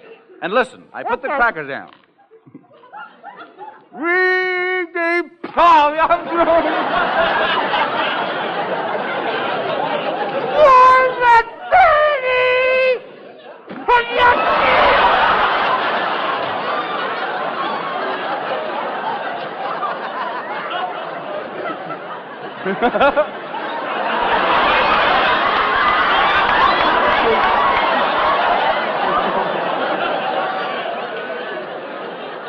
Oh, Costello.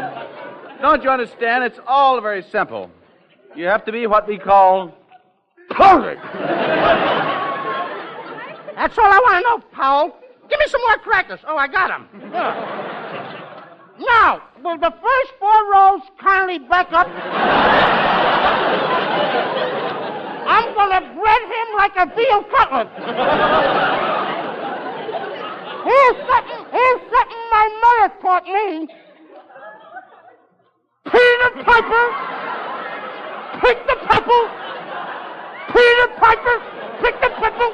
Oh, help.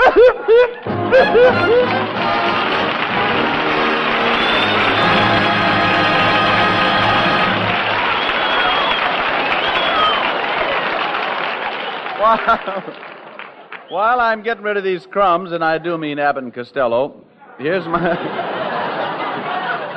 my friend Del Sharbert to tell us what the home life of a radio announcer is like. Well, Dick, I'll tell you how I was at the Sharbert's house the other morning. I came down to breakfast, and Mary Bell, that's my wife, was already at the table, her pretty head buried in a catalog of some sort.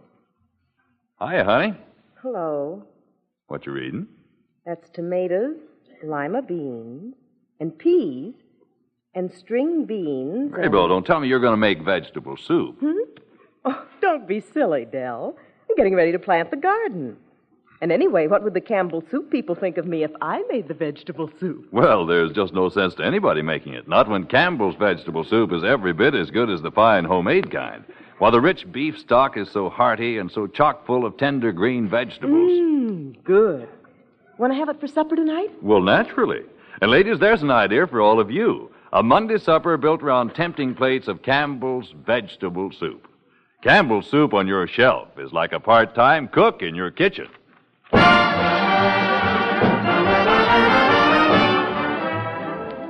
This is Dick Powell again, ladies and gentlemen. One of the things you seem to like here at Request Performance is our short story department. Tonight, our star is one of motion picture's favorite guys. And he's here in answer to a request from Janice Wright of Detroit to play in a special Easter story. George Raft.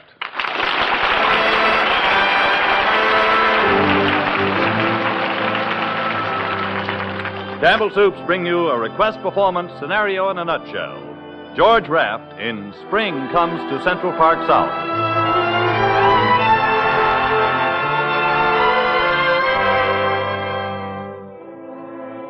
Oh, that's swell. Flowers. That was a great thought, Francois. I felt it would brighten the apartment, Monsieur Martin. Fine. Oh, Francois, have the waiter bring in those tray of fancy, before things at dinner. And see that they're on the table when Miss Holliday arrives. Very well, Monsieur. I've been working on this date a long time, so I don't want no slips. This has got to be the best dinner you've ever served. Oh, this is a very special occasion, Monsieur Martin? Yeah. You know, it's spring, Francois. A time to get started on things. And starting tonight, I got a feeling there's going to be a big love in my life. Oh, I understand, Monsieur. Yes, sir. If everything goes okay, I think we're going to see a lot of Miss Holliday. Oh, I shall look forward to that, Monsieur. And so will I, Francois. So will I. Hey, you've done a great job on this table. It'll knock our eyes out. Oh, thank you, Monsieur Martin. Oh, I shall bring in the order. Okay. Oh, boy, I'm lucky. I'll say I'm lucky. Desk, please. Hello? Oh, this is Mr. Martin. After Miss Holliday arrives, I don't want to be disturbed for the rest of the evening. No calls. What? You sent him up? Oh, I told you I didn't want to. Oh, all right. Forget it. Come in. Hello, Dad. Oh, hello, David. Close the door. Come on in. Well, don't stand there. Sit down. For a minute. This is my day, isn't it? Mr. Turner said it was. Mr. Turner? Mother's lawyer. Oh, yeah. Your mother's lawyer. Sure. Oh, how's school coming, kid? There isn't any tomorrow. We're on Easter vacation. I can stay up late. That's swell. Great. Say, it's been a long time, hasn't it? 6 months. And I get to see you again 6 months from today, too. October 21st. Hey, they really teach you arithmetic, don't they? I guess so. David, there's something I got to tell you. Yes? It's Francois, Monsieur Martin. Oh, yeah. Come in. Will this tray of hors d'oeuvre be satisfactory? Oh, Daddy. Put him down. Yes, Monsieur. Gosh, I didn't know you could have dinner right in your apartment like this. Well, I don't usually. But this is sort of a special occasion. No kidding. Gosh, you know, it's sort of like you see in movies. Yeah. Gee whiz. Candles. And flowers. And all these red and green and yellow things on the tray. Did you do this all for me, Daddy?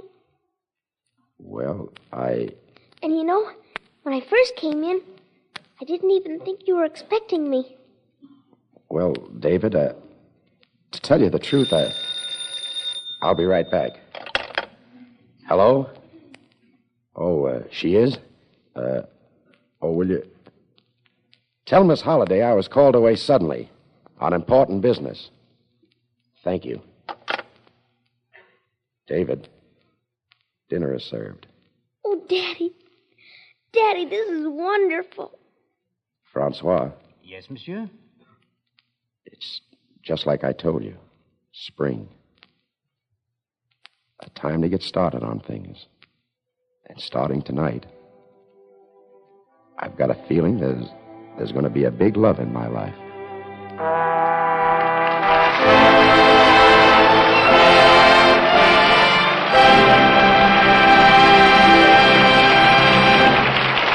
Thank you, George Raft. That was a swell Easter story.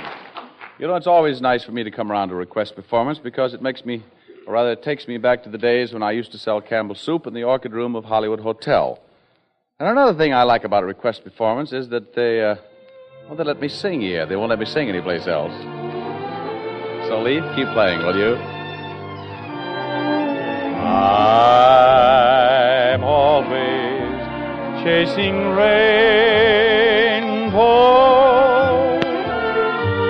watching clouds drifting by. My schemes are just like all my dreams, ending in the sky. Some fellows look and find the sunshine, I always look and find the rain. Some fellows make a winning sometime, I never even make a game. I'm always chasing rainbows, waiting to find a little bluebird in vain.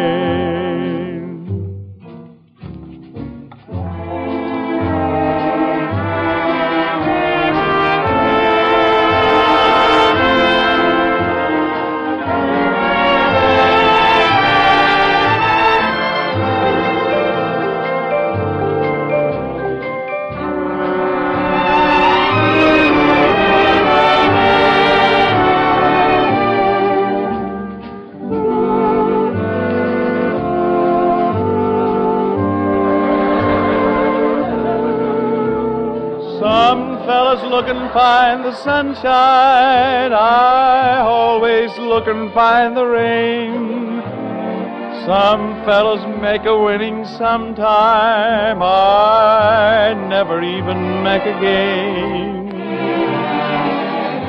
I'm always chasing rainbows, waiting to find a little bluebird in vain.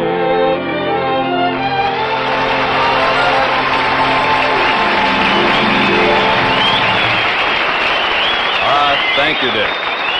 Well, George Rapp. Yes, Dell? Say, there's a rumor around town that you had quite a time finding a place to live when you came back from the East recently. Oh, that's putting it mildly, Dell. You can't imagine the trouble I had trying to find a room. I finally found a couple of ads in the paper. One said lighthouse for rent. Lovely for tall, thin man who likes seagulls. Well, what was the other ad, George? It said lovely room for rent. Only 5 minutes from Hollywood by telephone. I was desperate. As I went out to see this place, I walked up and knocked on the door and... Hello? Why, it's George Rapp. Hey, Costello, look who's here.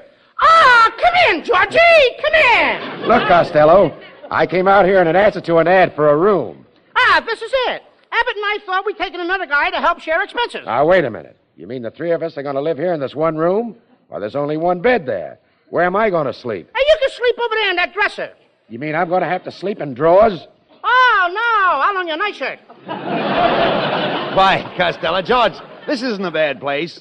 And look, it has a beautiful view out this back window. Come over here. You can see the mountains. All I can see is a suit of Costello's long underwear hanging on the line.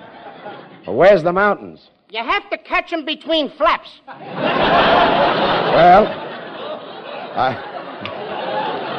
I can't find a room anywhere else. I guess I'm stuck. Well, let's get ready for bed. Where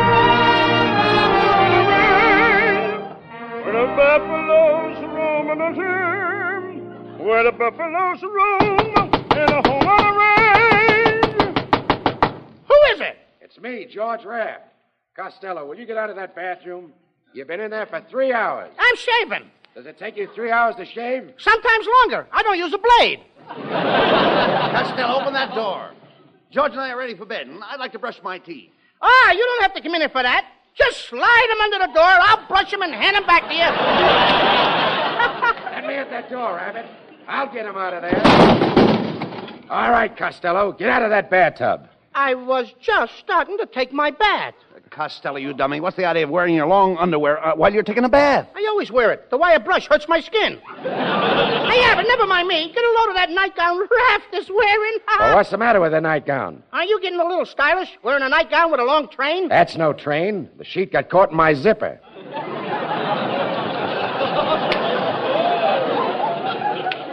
Hey, he wears clothes nice, don't he, that Raft?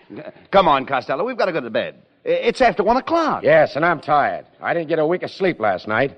All night long, there was a filly sitting on my nose. Well, why don't you brush the filly off? What for? He wasn't dusty. Are we lucky you got out of that? Hey, you know this guy's got funnier lines than me? Oh, come on. Never mind that, Costello. Let's get to bed. Come on, will you please? Okay, Abbott. Wait till I set my alarm clock. Just a minute, Costello. What kind of alarm clock is that? It's only got a half a bell on it. That's when there are 2 people in the room and only one of them wants to get up. Never mind that. Now, the first thing we've got to figure out is how the 3 of us are going to sleep in one bed. Yes, Costello. How do you like to sleep? Alone. No. Costello, he means do you go to sleep on your left side or your right side? No, both sides. All of me goes to sleep at the same time. All right, come on. Let's get to bed. Now, where's my yardstick? I always take a yardstick to bed with me, you know. What for? I like to see how long I sleep. One more joke like that and we'll all go to sleep. I'd like to know who's going to color the eggs we're laying. All right, Costello, that's enough. Who's going to turn off the lights? I will, Abbott. I'm the fastest man here. I can turn off the lights and dive into bed before the room gets dark. Costello, I'd like to see you do that. Okay, get into bed, you guys. All ready? I'll snap the light off and dive into bed. Hey, Costello. Hey, the bed is over here. You know, I don't understand it. I miss it all the time. All right, Costello, get in bed. Do you hear? Yeah. Get in bed. Don't make so much noise, Raph. I'm a very light sleeper. Now, you guys, spread out. I'll sleep in the middle. Well, if you're a light sleeper, why don't you sleep on the edge? Will that help me sleep? Sure, you'll drop right off.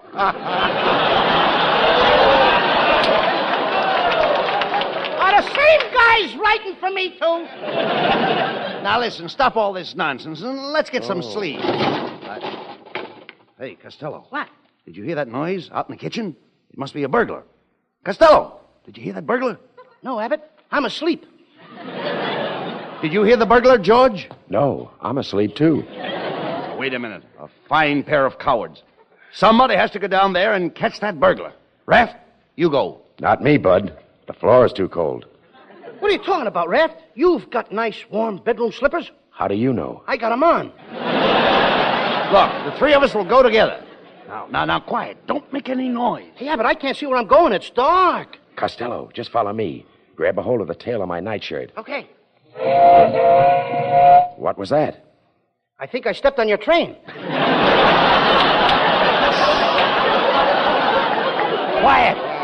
Quiet, you guys. Shh, wait a minute. I can hear somebody moving around in the kitchen. Yeah, I heard the pantry door slam. Yeah, he's hiding in the pantry. Mm-hmm. We've got him red-handed. Yeah. Come out of that pantry, you. We got you covered. Hello, fellas. Dick Powell, what are you doing in that pantry? I just came down here for some more crackers. Oh, more crackers, huh?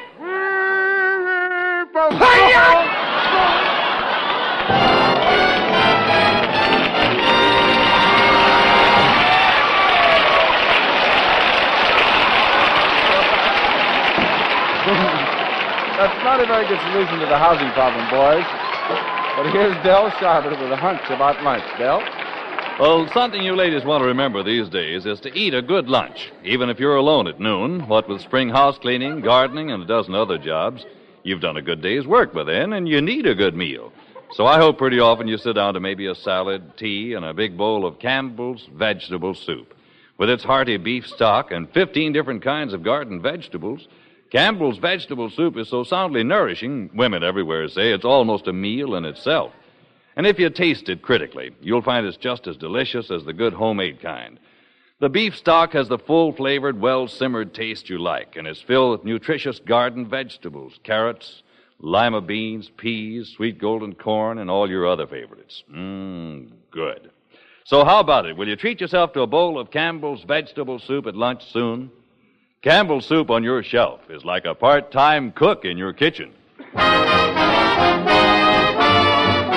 And now, request performance moves along in answer to a letter from... Okay, all right. You can put the sofa right there. Oh, and be careful of the buffet. It's got all the dishes. Oh, golly. Now, just a minute, young lady.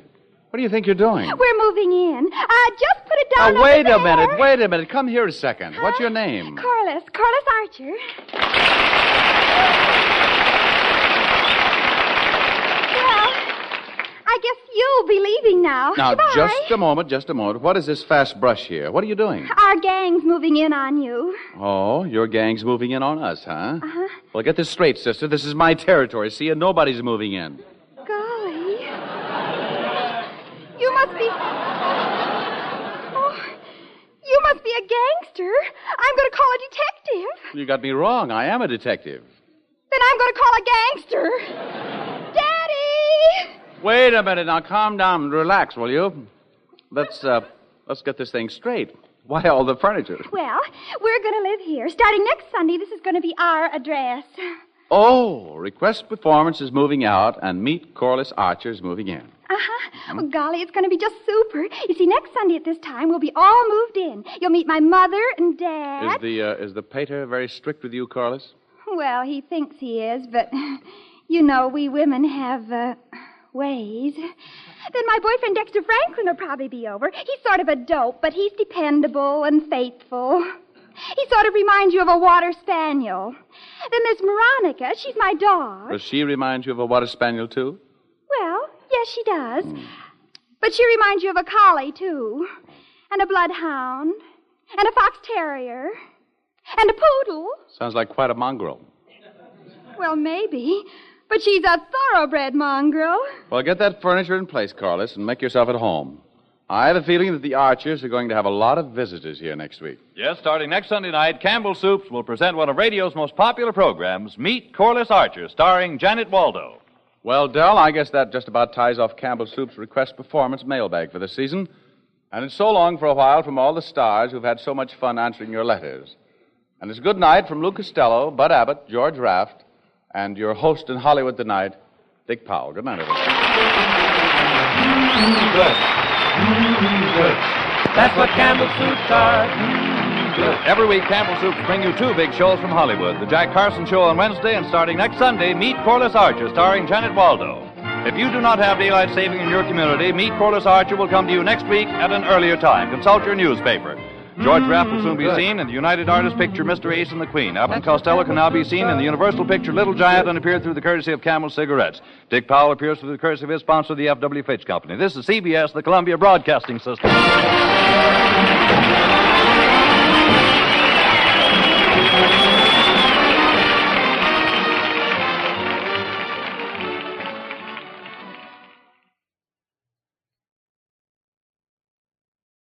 Welcome back.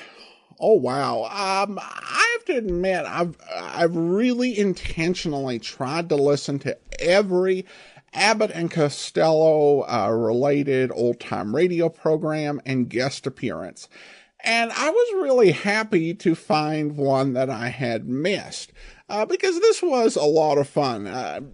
Dick Powell, I think might be a little bit underrated as a comedian and comic actor, because, it takes some real comedic chops to play off Abbott and Costello, particularly the way he does here.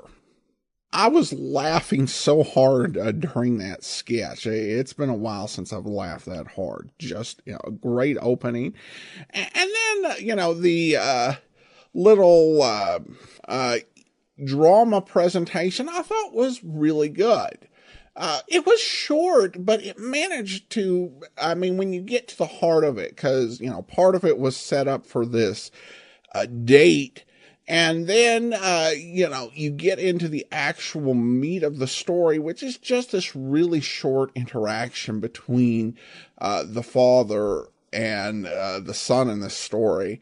And you really get a sense of the emotion of it without going over the top. And there is this change that comes over George Raft's character, which, while, a bit sudden, isn't unbelievable. He does get you to buy that. The final bit I thought was funny, though not quite as funny as the stuff with Dick Powell and Abbott and Costello, though I like that they came back with it. George Raft wasn't as good on the comedy, I think, as Powell. Because Raft did do some comedies, but they didn't tend to be like, that sort of absurd style of Abbott and Costello.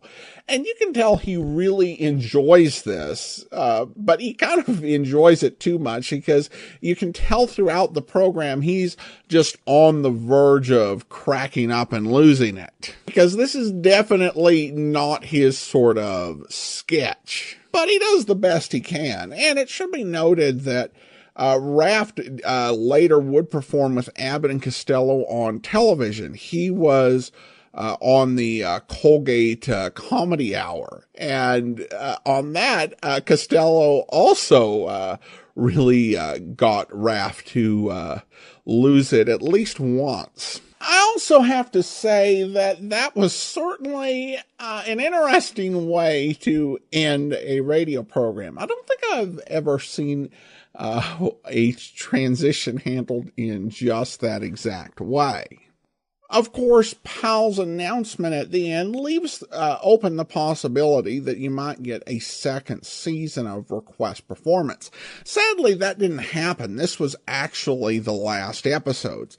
And there's a number of reasons for that. I would expect probably the big one is the expense, because this was a great show, but it had to be hugely expensive to put on. One thing that made Command Performance possible was that all of the actors and singers and musicians were donating their time in order to support the troops. If you're doing a civilian broadcast, all these people are going to expect paid. So I guess for Campbell's, definitely doing something like a sitcom where you don't have, necessarily all of those big stars, particularly if you get something that's going to be nearly as popular, probably does make quite a bit of sense. We turn to listener comments and feedback, and I have a comment from Eileen regarding a shipment of Mute Fate from the Jack Webb Centennial. Excellent blending of the two episodes. Seamless, Adam. You did a great job. Thanks, Eileen. Well, credit where credit is due. Andrew Rhines edits all of these programs, and so he did the actual editing. But it was made a bit easier based on the fact that most of the scenes in the portion that, because if you listen to a shipment of Mute Fate, there was about a 4.5 minute portion of that which is missing from the Jack Webb version. And what we did is we took a clip from a later version of the same story where they used the exact same script with John Lund playing the character Jack Webb did, and inserted that into the Jack Webb version in our broadcast. But for that podcast, the one thing that I think did make that work and be so seamless was that most of it didn't actually feature any character who was like an ongoing character throughout the story. Either Christopher or the captain. They had a few lines, but it was mostly crewmen, going through the ship doing the search.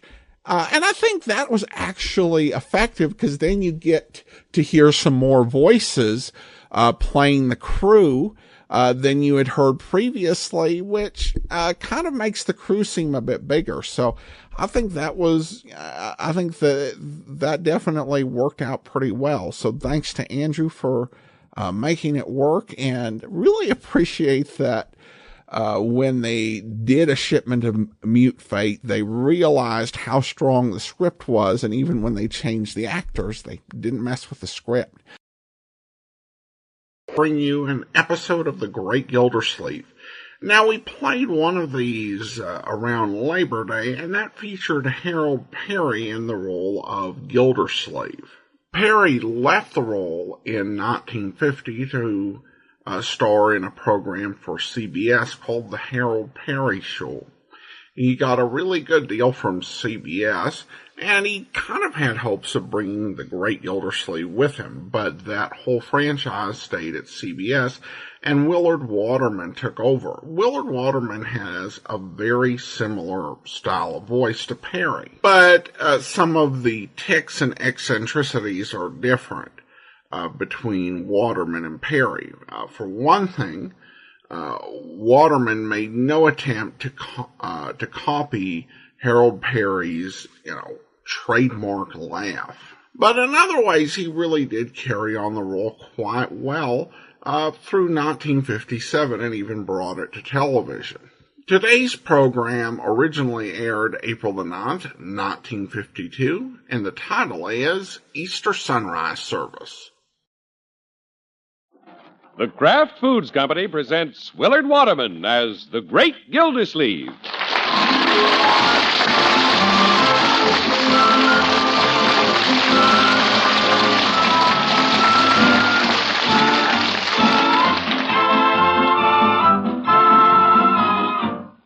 The Great Gildersleeve is brought to you by the Kraft Foods Company. Kraft, makers of Velveeta, the famous pasteurized processed cheese food that tastes so good and is so good for you. Yes, Velveeta is another of the Kraft family of fine foods. Foods you can depend on for delicious eating, for wholesome, healthy eating. So remember, to get the cheese food of quality, get Velveeta, the cheese food that's made by Kraft.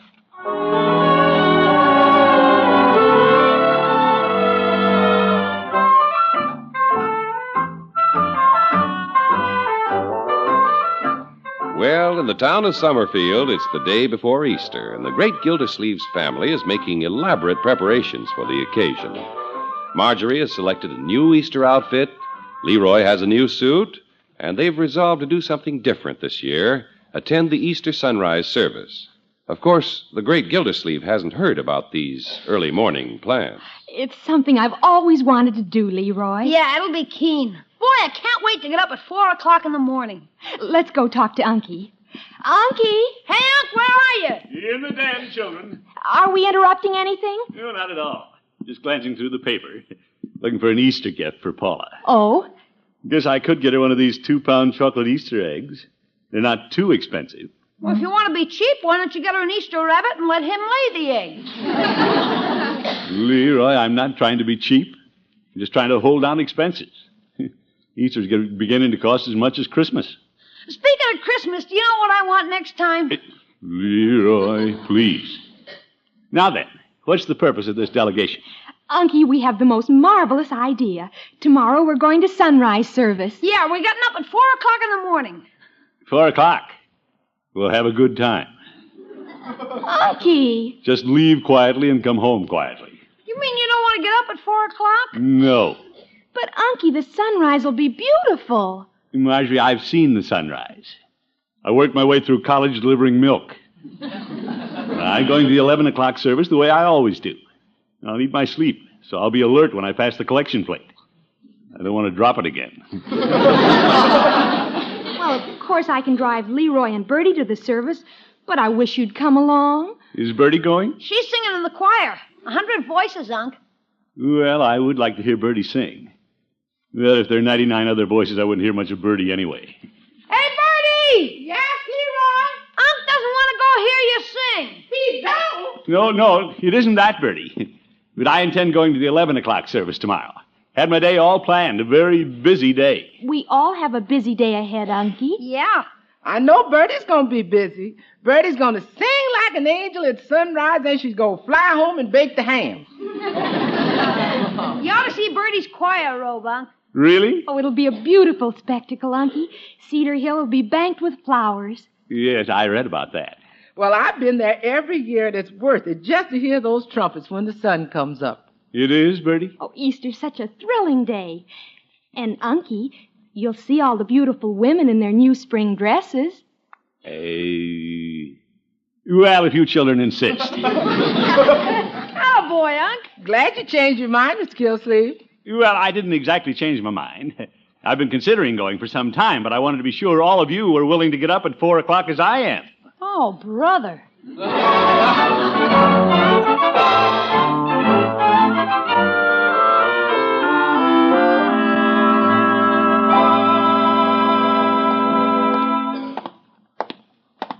Say, look at Peavy's window. All decorated for Easter. That rabbit holding the talcum powder looks just like Judge Hooker. I think I'll go in. I still don't have a gift for Paula. Hello, Peavy. Hello, Mr. Gildersleeve.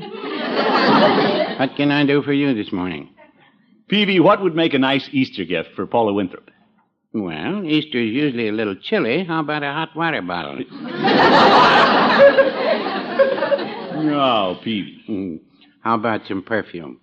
Perfume? Women like to dress up for Easter, and a good perfume like this is the crowning touch. How much is it, Peavy? $12 an ounce. That's the crowning touch. Well, what the heck? Wrap it up. It's Easter. Very well. Planning a big day, are you? Yes, indeed. Peavy, guess what important official is getting up at 4 o'clock in the morning for the sunrise service? Reverend McNair? Well, he's got to be there. I'm thinking about a fellow who's just volunteering. You don't say. Yep, I'm taking the little family. And then I'm passing the collection plate at the 11 o'clock service, too. Well, good for you. I went to both services one Easter. Is that so? I didn't sleep the night before, not wanting to miss the sunrise service, and by 11 o'clock, my eyes were so red I wore dark glasses to church. You did? And you know what the minister did? He lectured me for staying out all night. Oh, my goodness. But Mrs. Peavy and I always enjoyed the sunrise services. Of course, it's usually a little foggy at that hour, but... Well, I haven't been up at that hour since I was an air raid warden. Well, you'd better take a flashlight. There's a tendency to bump into trees. Oh? And if you're showing off a new suit, take a cushion along. Peavy, I'm not the sort of person who just goes somewhere to show off. I'm wearing my old blue serge. Yeah, you can't hurt that. Yes. It's quite a climb up Cedar Hill, Mr. Gildersleeve. Are you trying to discourage me, Peavy? Oh, my, no. I consider it quite a rewarding experience. In fact, Mrs. Peavy and I would be going again this year if she could stand the trek again. Settling for the 11 o'clock service, are you, Peavy? Yes, but between you and me and the gatepost, I'd rather get up at 4 o'clock and go with you than go to the 11 o'clock with Mrs. Peavy. Well, I don't follow you. Well, she insists on wearing her new Easter bonnet. What's the matter with it, Peavy? Well, that bad, huh? Worse. It's one of those dove on the nest affairs. Oh. Mr. Gildersleeve, I don't mind having people point at Mrs. Peavy's hat, but when bird dogs start pointing... Peavy, it can't be that bad. Well, no, I wouldn't say that.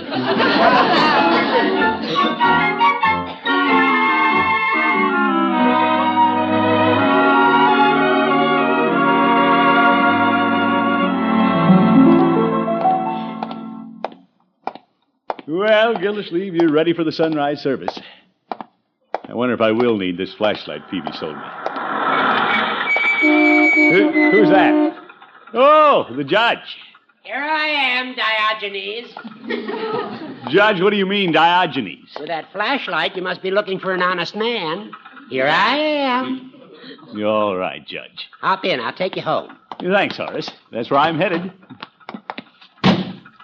Gildy, why are you carrying a flashlight in the middle of the day? Well, I'll need it in the morning. I'm getting up at 4 o'clock. You're going to the sunrise service? You bet. Then I'm going to the 11 o'clock service. Well, you must have a new suit you want to display. Judge, you're as bad as Peavy. I'm not going to church just to show off my clothes. Besides, I don't have a new suit to show off. I see. Here's a bump, Gildy. What bumped me in the back of the head? That's my canteen. Canteen? What is all this junk in the back of your car? Thermos bottles, blankets, folding chairs, and a buffalo robe. Judge, where are you going? On a safari? I'm taking Miss Matterhorn to the sunrise service. Do you need all this equipment? Well, you have to prepare for it. You're not just taking a flashlight, are you? Well, Besides what I have in the car, Miss Matterhorn is packing a lunch basket. Lunch basket? The road to Cedar Hill is narrow, Gildy, and with several hundred cars up there, it takes hours to get home. Miss Matterhorn and I enjoy the service, then spread our lunch and listen to the singing birds and the clash of bumpers.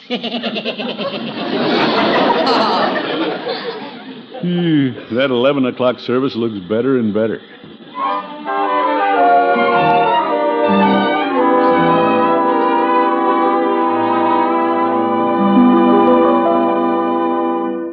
But, Unky, I thought it was all settled that you'd go. No, Marjorie, they can conduct the sunrise service without me. You, Leroy, and Bertie go and enjoy yourselves. I don't know why you don't go. My dear, I might not get back in time to pass the plate at the regular service. Judge says traffic is pretty heavy out there. Unky, you've just cooled off on the idea. Well, I'll admit I'm not as keen about it as I was this morning. Why? Well, Peavy and the judge nettled me.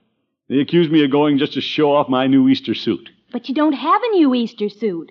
You just don't want to miss out on your sleep, that's all. That has nothing to do with it. I'm staying home as a matter of principle. All right, Unky, if that's your final decision. That's my final decision. All right, Bertie. Hello, Bertie. Good afternoon, Miss Winthrop. Come in. Oh, thank you. Well, it's Paula. Hello, Throckmorton. Marjorie. Hello, Mrs. Winthrop. Paula, I was about to come over and pay you a visit. Oh, really? I have a little Easter gift for you. Well, that's very thoughtful of you. But why don't you give it to me early tomorrow morning? Early tomorrow morning? Uh-huh. Leroy told me you're all going to sunrise service. You did? Well... Would it be terrible of me if I invited myself to go along? Oh, Leroy, Bertie, and I'll be delighted to have you go with us. Paula, I had no idea you planned to go to the service. Oh, I wouldn't miss it. Marjorie, you should see my Easter suit. Oh, I want to. It's blue pastel file with piqué collar, cuffs, and gloves to match. Oh, it must be darling. Sounds great. What the heck is file? And that isn't all. I have matching piqué shoes and hat with file trim. Oh, how wonderful. Easter's thrilling. What are you wearing, Marjorie? Well, I have the cutest linen dress with a full skirt and fitted top, and it has eyelet trim. Very smart. I can see this is no conversation for a man. Oh, Throckmorton, here we are talking about our new outfits and not letting you get a word in. Well... I know you're going to be so handsome in your new Easter suit. Handsome? Well, thank you. I like to see men dress up. You know, people don't just look at the pretty girls. Yeah. I hope you got a powder blue pinstripe. I just love them. Well, I must go. See you bright and early in the morning, Throckmorton. Yes, indeed, Paula. Bright and early. Bye-bye, Marjorie. Goodbye, Paula. Unky, I thought you decided not to go to the service. You going after all, Miss Gildersleeve? And why shouldn't I go? Miss Winthrop talked him into it, Miss Marjorie? She had nothing to do with it. No, sir. I thought you weren't going because of what the judge and Mr. Peavy thought. Why should I worry about what the judge and Peavy think? I'll put on my new suit and go. You don't have a new suit. Well, I'll get one. A powder blue pinstripe? Well, I had that in mind anyway before Paula mentioned it. Yes, sir.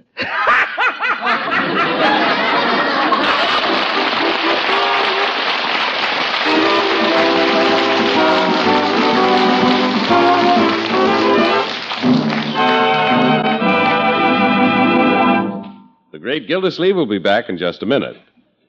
Keeping the food budget in line is a mighty good trick these days, if you can do it. And if you've been having difficulty, here's an idea to help you out. You can make really thrifty main dishes with Velveeta, Kraft's smooth, melting, pasteurized, processed cheese food. Velveeta is simply wonderful in casseroles, soufflés, omelets, and for a smooth golden cheese sauce that's perfect so many ways with bits of meat or seafood, vegetables, or just poured over toast. And this Velveeta sauce couldn't be easier to make. All you do is melt a half-pound of Velveeta in the top of your double boiler. Watch how quickly it melts without any lumps at all. Then gradually stir in a third of a cup of milk, season, and serve. How the folks will go for this golden beauty of a cheese sauce. And no wonder. It's delicious because Velveeta gives it such a grand, rich, yet mild cheddar flavor. And Velveeta makes this sauce nourishing because Velveeta is rich in high-quality, complete protein, as well as other important food values from milk. And Velveeta is digestible as milk itself. Get Velveeta tomorrow in the 2-pound loaf so you'll have plenty for snacks and sandwiches, as well as hearty, good-to-eat main dishes that'll help stretch your food budget. Just be sure you see the name Velveeta on the package you buy. Remember, Velveeta is the cheese food of top quality made only by Kraft.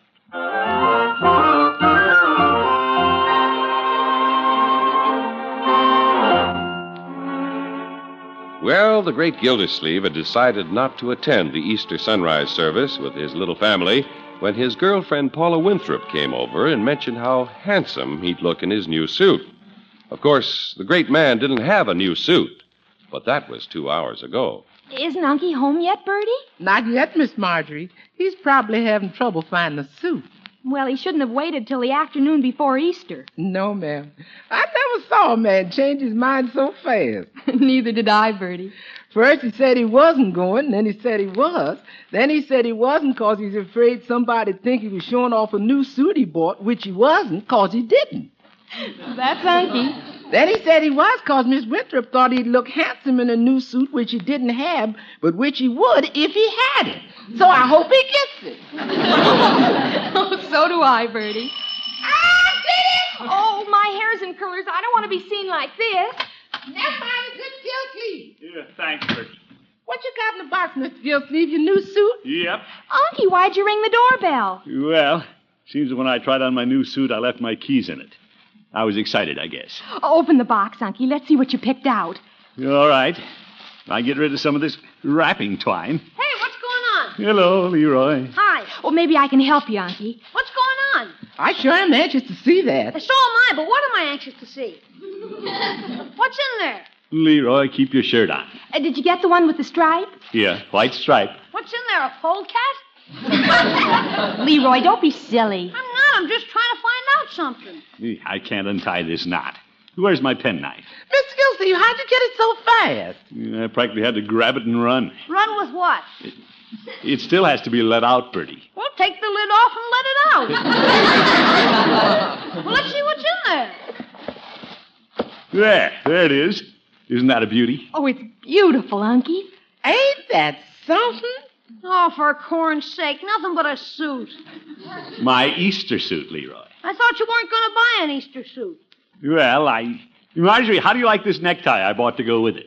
Well, it's very striking, Unky. It should be with those baseball bats on it. Leroy, they're not baseball bats. It's just a modern design. And he got the powder blue suit. You don't think he'd come home with anything else after what Mrs. Winthrop said, do you? Oh, so that's why you bought a suit. You want Mrs. Winthrop to see you in it. Leroy, that isn't it at all. There'll be hundreds of other people who'll see me in it, too. Yeah, Bertie, you suppose you can give me a hand with a few alterations? The tailor couldn't get it ready today. Yes, sir. Of course, it's a little late, and I got to take him in my choir robe. Well, I guess I am upsetting things a little. Well, if we're going to get up at 4 o'clock, we should be getting to bed soon. Yeah, I got a lot of things to do. So have I. But I'll help you with Unky's suit, Bertie. Yes, ma'am. Well, now, let's not make a big thing of this. What we need is a little organization, and I'll be the organizer. Sure.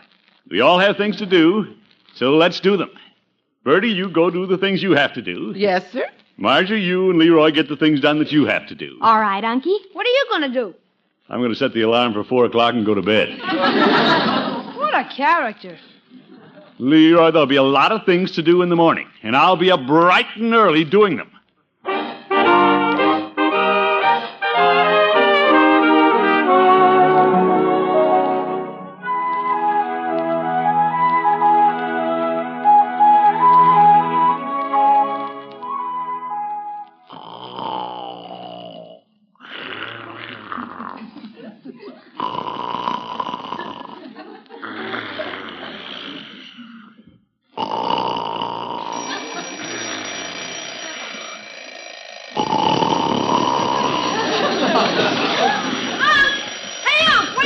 Who's your ass? Who's your ass? It's 4 o'clock. You said you were going to get up and start doing things. First thing I'm going to do is turn off this alarm and go back to sleep. Where is the darn thing? Look out, you're pushing it off the table. Oh, my goodness. Make it stop. Step on the thing, Leroy. Do something. It's hiding from me under the bed. I got it. Thank you, my boy. Good night. Good night. It's Easter morning. We're going to the sunrise service, remember? Sunrise? Oh, yes. Up, everybody. Rise and shine. Marjorie, Bertie, Leroy, up. Are you kidding? Everybody's up but you. Oh? Don't sit there in bed shouting, rise and shine.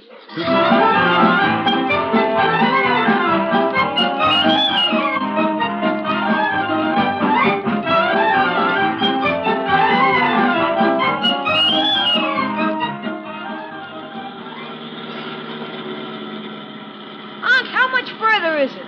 Can't be far. The way traffic is slowing down, Leroy. Such a winding road. A little rough, too. Paula, I hope your Easter outfit isn't getting rumpled. It's so beautiful. I'm fine. You look lovely. How can you tell? It's dark. Leroy. Marjorie, how are you and Bertie doing? All right, Unky. I just hope Bertie isn't going to be late to join the choir. Oh, don't worry about Bertie. We'll make it. We'd be there now if Unc hadn't spent 10 minutes tying his tie. Well, Leroy had to get it right. This is Easter, you know. Are you stopping, Unky? As far as we can go, Marjorie. Cars are all parked ahead of us. Well, let's get out and start hiking. Unky, aren't we awfully far away? No, my dear, I'll get you there. Just follow me. I know a shortcut. We got plenty of time. There's no sign of a sunrise yet. I can't see a thing in this fog. Hey, Unc, where's your flashlight? Flashlight? Last night I put it right where I could lay my hands on it this morning. And you don't know where you put it? Yes, I do. It's right on the dresser at home. Come on, everybody. Follow me.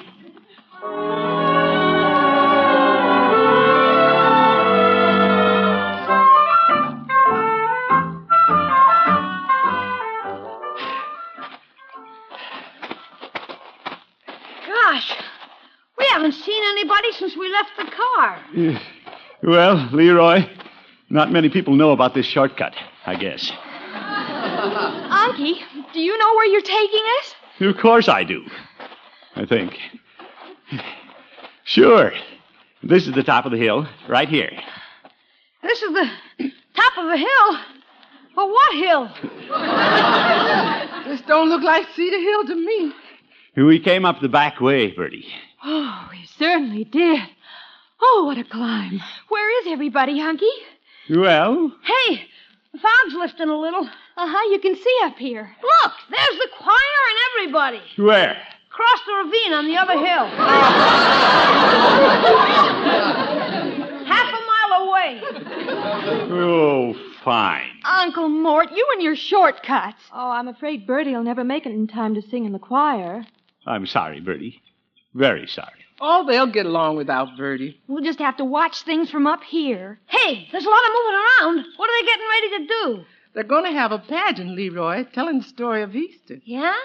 Here we are all dressed up and we can't be with the crowd. What an Easter. Well, Mr. Gildersleeve, there was only a few on hand the first Easter when they saw the rock was rolled away. Well, that's right, Bertie. We shouldn't forget that. I guess nobody there put much importance on fine clothes. I guess they didn't. Listen, they're playing music. They're getting ready to sing about the crucifixion. Oh, Bertie, you were going to sing that. Yes, ma'am. Will you sing it for us, Bertie? We'd like to hear it, Bertie. Would you? I'd like to. Were you there when they crucified my Lord? Were you there when they crucified my Lord? Oh, sometimes it causes me to tremble, tremble, tremble. Were you there when they crucified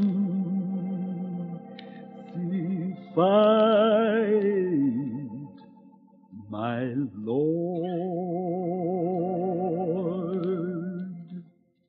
Were you there when they laid him in the tomb?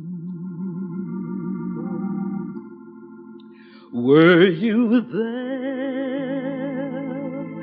when they laid him in the tomb?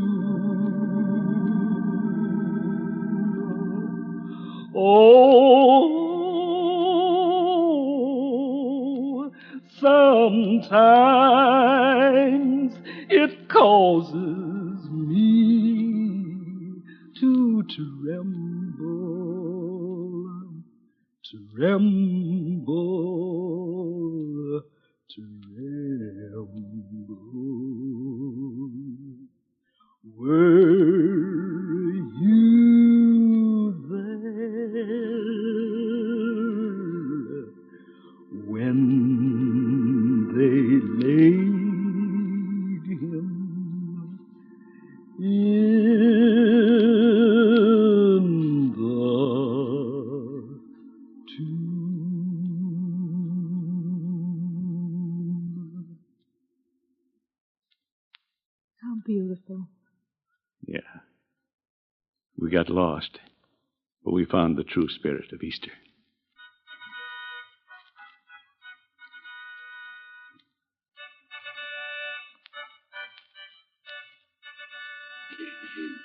Look, Unc, the sun's rising. It's a new day. That's the meaning of Easter. A new day and new hope for the world.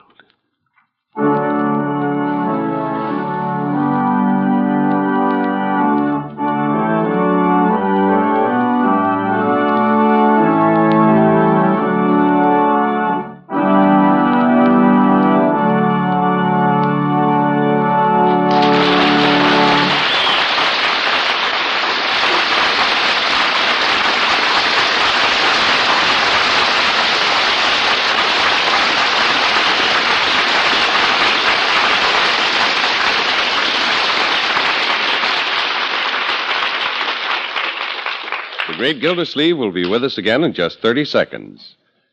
What do you look for in a snack food? Good, pleasing flavor? Of course. But as guardian of your family's health, Mother, you want that snack food to be wholesome, too. Good for them. So get Velveeta, Kraft's famous pasteurized processed cheese food, and let your family enjoy snacks that are delicious and nourishing. Velveeta is rich in important food values from milk that everyone needs. Remember, for perfect snacks, Velveeta, the quality cheese food made only by Kraft.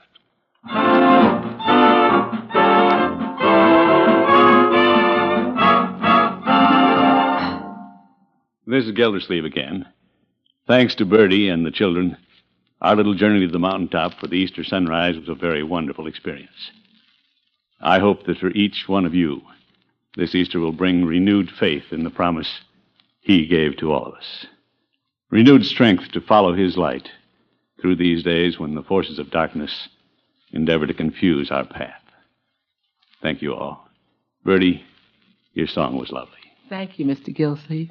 Good night, everybody. See you next week.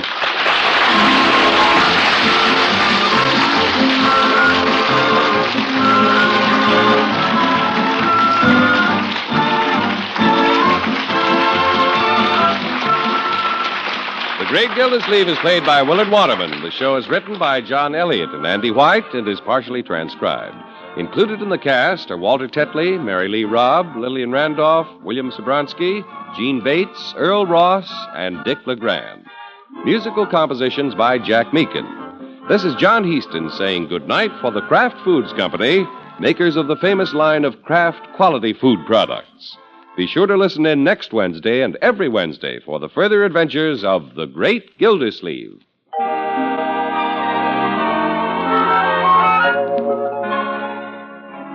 There are two kinds of delicious Kraft prepared mustard. Mild Kraft mustard, smooth and delicately spiced, and Kraft mustard with snappy horseradish added. And whichever you prefer, remember, when you add a little mustard, you add a lot of tang. Try it on cold sandwiches, hamburgers, frankfurters, and cold cuts. Enjoy the wonderful sauces you can make for hot meat and vegetable courses with Kraft prepared mustard. Keep both kinds on hand and keep the whole family happy. Get mild Kraft mustard and Kraft mustard with snappy horseradish added at your favorite food store. Next, Groucho Marx presents You Bet Your Life on NBC.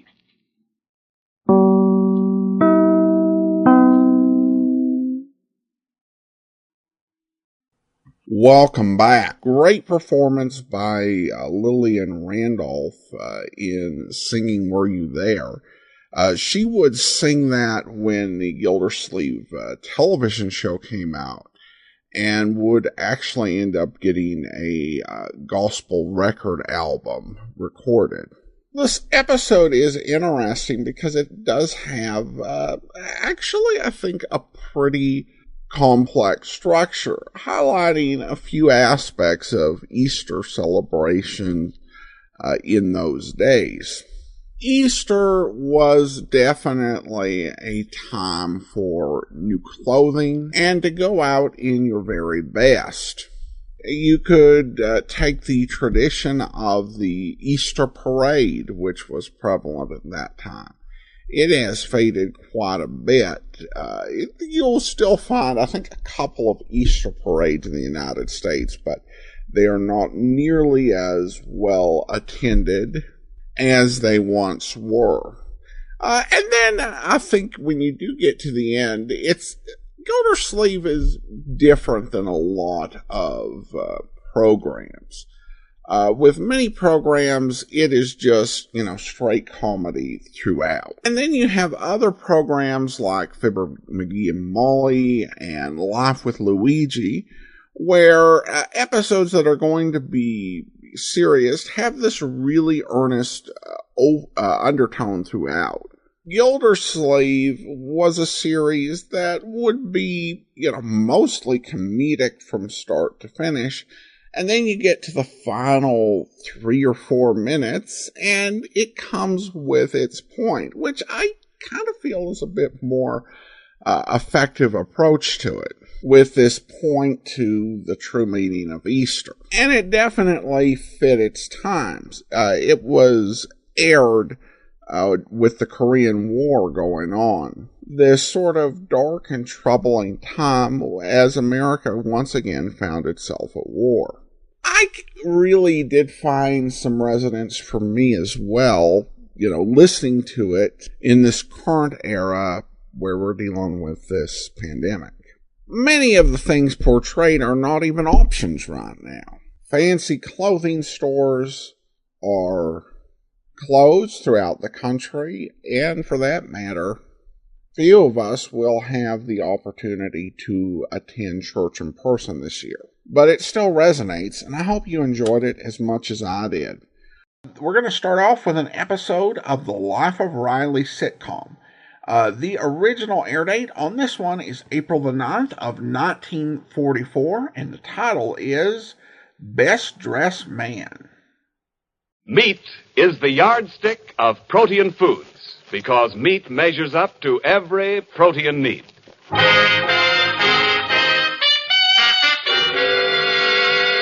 The American Meat Institute presents The Life of Riley, a half hour with radio's friendliest family, and starring William Bendix as Riley.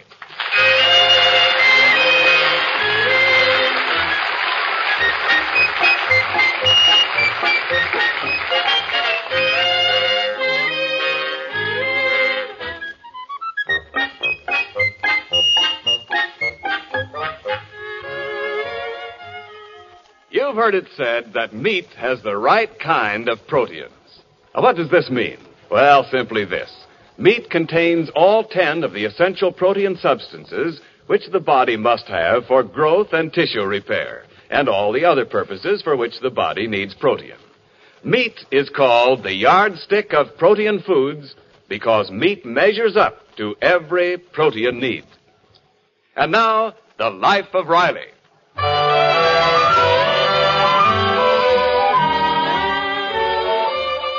Well, as we look in on the doings in the household of war worker Riley, it is early morning. And if we may be permitted to turn the calendar back, it is 2 days before Easter Sunday. Riley and Peg, his ever-loving, ever-patient spouse, are having breakfast in the kitchen. Wow, 6 after 7 now. If I don't hurry, I'll miss the 10:30 bus. You mean 7:30 bus? About 7:30 to us, but the driver just came to California last week from Brooklyn, and he insists on using Eastern time. Hey, Pop, I've been looking over these plans you made for my rabbit hutch. Neat, huh? Yeah, but, Pop, this is an awful small hutch. Well, it's for only one rabbit. This is strictly a bachelor apartment. Oh, Pop, can I have 2 rabbits? Just 2? Junior, there is no such thing as just 2 rabbits. I'm going in the yard and build part of it before school. I want to have it ready by Sunday. Riley, we'll have an early dinner this evening. Don't forget, we have to do a little Easter shopping. You know something, Peg? I don't think this Easter we ought to spend money on clothes we don't need. If people go around throwing their dough away on stuff they don't need, then the first thing you know, everybody in this country will be inflated. No, I guess you're right, dear. But don't forget, Dumpling, you're getting a new hat. Oh, no, Riley, I could make the old one do. Ah, no, you can't. Them cherries on it are getting pretty worn out. The pits are beginning to show. Well, don't worry. I'm taking the cherries off and putting on some flowers. You use flowers with short stems. Last night in the movie, I sat behind a lady with a hat that looked like a victory garden. The only thing missing was a gopher. Well, good morning, my dear Riley. Good morning, my dear Margaret. Uncle Baxter up at 7 o'clock? Pinch me, Peg. I must be asleep. Oh, you're awake, Riley. It is Uncle Baxter. Then pinch him. He must be asleep. No, I assure you, my dear nephew, I'm fully awake. I've got a busy day ahead of me. Since Easter Sunday is almost upon us, I must procure my regalia. Top hat, cutaway, striped trousers, ascot. Riley, hurry or you'll be late. Oh, I got plenty of time. Naturally, these clothes cost a bit of money. Riley... You're right, Mom. I'm late. I gotta be going. No, wait, Riley. If I can make the sacrifice of getting up at this ungodly hour, the least you can do is to listen to me. I have a plan. Okay, I'm listening with an open mind and a closed pocket. What's it all about, Uncle Baxter? Well, the Inglewood Tribune is having a roving photographer on the boulevard on Sunday. He will snap the best-dressed man in the Easter parade, who will receive a prize of $200. I will be that man. Fat chance. With a million other guys walking down the boulevard at the same time? Oh, it's inevitable that I win, because with my new outfit, I will naturally cut the most striking figure. Besides, I shall bring pressure to bear on this photographer. I'll cut him in for 10% of my winnings. Well, it would be nice if you could win $200. Oh, that's only the beginning. Having been selected best-dressed man, I will be on the threshold of a lucrative career, posing for advertising. In every magazine, you'll see my photograph. Yeah, and underneath it'll say, this old man didn't eat vitamins as a boy. Riley, by investing a paltry sum, you'll be able to see me staring up at you from the pages of every magazine. You'll see Turnbull in morning clothes, Turnbull in afternoon clothes, Turnbull in evening clothes. Uncle Baxter, I worked too hard for my dough. And I ain't spending any of it to make you a pin-up boy.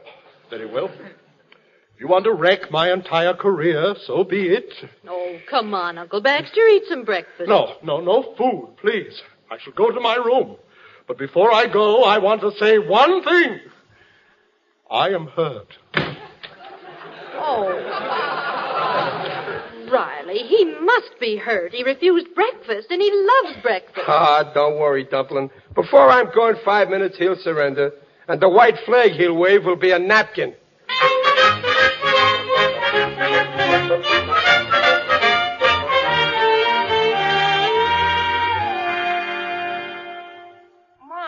dinner ready yet? Yes, Junior, but your father's not home yet. Mother, to tell the truth, I feel kind of sorry about Uncle Baxter. Well, Babs, I'm ashamed of him. He's acting like a spoiled child. Oh, your father's coming now. Now, don't say anything or he'll get excited, and then the first... Hiya, Dumpling. Hiya, kids. Hi, Pop. Daddy. Hey, Peg, where is he? Inglewood's fashion plate. Oh, Uncle Baxter's sulking in his room, Pop. He is, huh? He hasn't come out since 7 this morning. He didn't even come out to listen to the racing results on the radio. He didn't. He must be dead. Well, I got a little surprise for him that'll bring him back to life. Riley, don't tell me you got him a new Easter outfit. Oh, that was sweet of you. Well, I got to thinking what a lucky guy I am. I got a good job. I got a pretty nice wife. Oh. Couple of fair kids. Daddy. Just fair. Swell house. Poor old Uncle Baxter with nothing to think about except getting dressed up for Easter. Oh, it was a very generous thought, dear. And then, if he should win that $200 prize, and if he used it to buy a train ticket back east, we'd be rid of him. Oh. I figure it don't pay to be too selfish. Uncle Baxter, come on out. Dad has some news for you. Yes, if Mr. Hattie Carnegie will poke his head out, he will learn something. Come on out, Uncle Baxter. Dinner's waiting. Yeah, and if he don't shovel in some grub soon, that cutaway coat I got him won't fit. Did someone call? I thought I heard voices babbling of cutaway coats. Oh, but you're empty-handed, Riley. Is this a ruse? Oh, no, on the level, Uncle Baxter. You're getting a complete new outfit to wear Easter. It's on its way now. Riley, bless you, my dear nephew, bless you. All right, stop hugging me. Riley, my boy, as soon as I win the $200, I will pay you every cent my wardrobe cost you. Okay, Uncle Baxter. And you can make it in very easy payments because it didn't cost me nothing. What? Riley, how in the world I got it free off of Barney Tate, the classy clothier. He rents out high-class clothes. But I told him the way Uncle Baxter wears clothes, he's a cinch to win the prize. And that's good advertising for Barney's business. Rented suit, eh? Well, it's better than nothing. Riley, I'll not let you nor good old Barney down. Well, I'll get it. Hey, Pop, here's the man with the suit. In here, Barney, right this way. Well, I'll go see about the food. Come on, Barbara. Uncle Baxter wants to try on his clothes. Call us when you're dressed. Okay. All right, gents. Here's Barney with the body trimmings. Now, who do I embellish?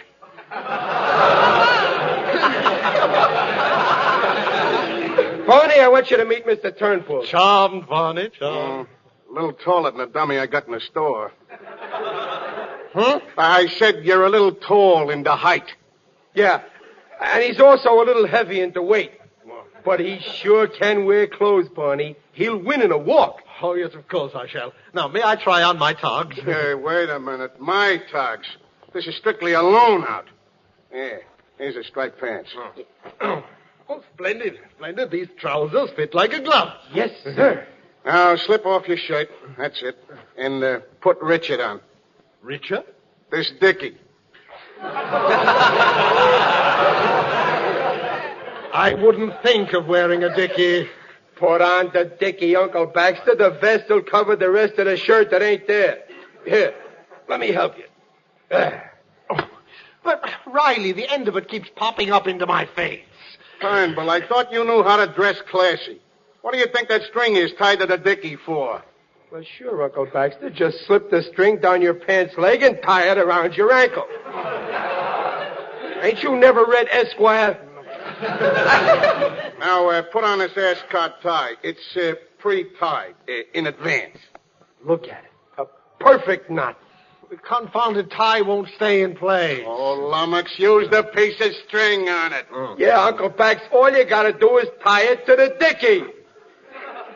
If I have no shirt, just this dickie, what about cuffs? Here they are. Catch 'em. Now, be careful of them ruby cufflinks. They set me back 6 bits. How on earth will I keep these cuffs on? Ain't you never dressed formal?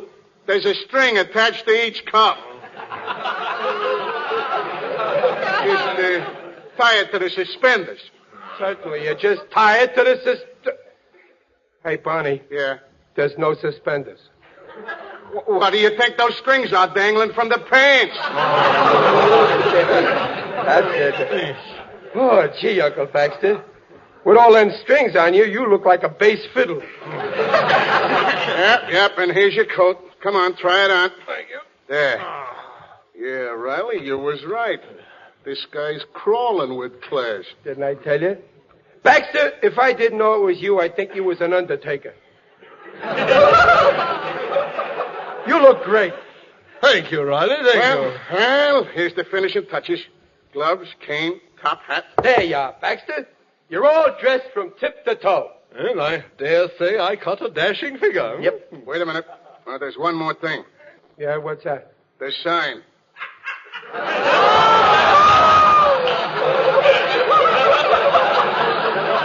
Sign? What sign? This oilcloth sign which goes on your back. Wait, I'll unroll it. See? Classy, huh? Read it. Barney's styles sure are nifty. Look like this for $13.50. Hey, concise, ain't it? Yeah. Turn around while I pin it on your back. This is preposterous. Riley, I never thought you'd sink so low as to rent out your poor old uncle's back as a billboard. Now, wait a minute, Baxter. I didn't know about the sign. Barney, you never said nothing about no sign. You said if I loaned this suit, I'd get advertising, didn't you? To me, that sign is advertising. And no leaning against walls, Turnbull. Keep walking, and not round-shouldered neither. What I want is visibility.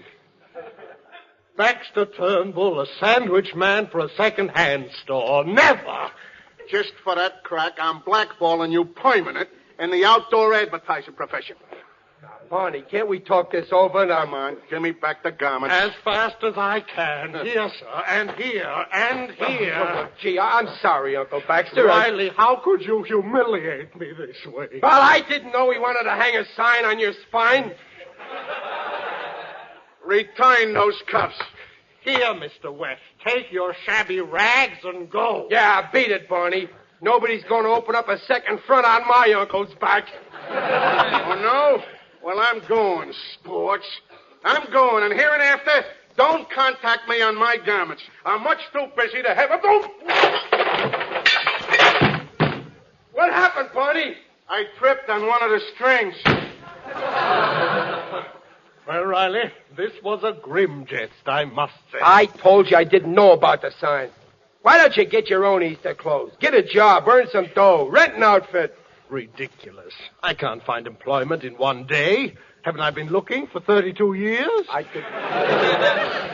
could get you a job in 10 minutes, I bet you. I accept the wager. Find me a job and I will take it. Okay, wise guy. But if you fail, Riley, it must be understood that you will buy me an Easter outfit. It's a bet. In 10 minutes, I'll either make you a workhorse or I'll make you a clothes horse.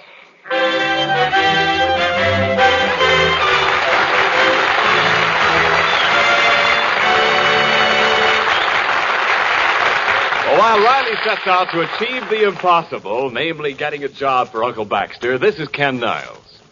I wonder how many millions of American families are having their traditional Easter dinner of baked ham today.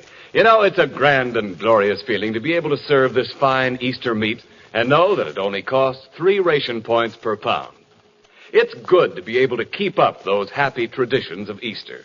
Traditions like these are the bridge between the present day and the past, between war times and peace. There's another bridge that I'd like to talk about, one that's carrying an extra load these days. In fact, during the first quarter of 1944, the extra load carried by this bridge was nearly double the average for the first quarter in the 5 years prior to 1940. This bridge is your meat industry. You, our armed services and friendly allies, are at one end of it, each with an appetite for meat and a need for the right kind of proteins that meat supplies so generously. At the other end of the bridge are millions of farmers and ranchers, livestock men who raise and fatten fine meat animals. Connecting those meat producers and you meat eaters is your meat industry, the meat packers who change meat animals into pork and beef, lamb and veal, ham, bacon and sausage, and your retail meat man who cuts them up into chops and roasts, slices and stews.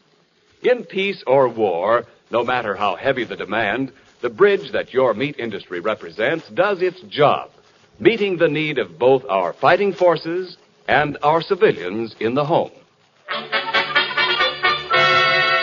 And now back to the life of Riley. It's a few minutes later, and Riley is on the phone trying to get Uncle Baxter that job, or else Riley loses his bet. Well, Riley, you've made 7 calls and no job for me yet. Well, I almost got you a job at the delicatessen. Only Mr. Greenspreckle said he wouldn't hire any clerk. He'd have to weigh every time he wanted to take inventory. Time is fleeting, Riley. Why not admit you've lost? You owe me my Easter tongue. I ain't licked yet.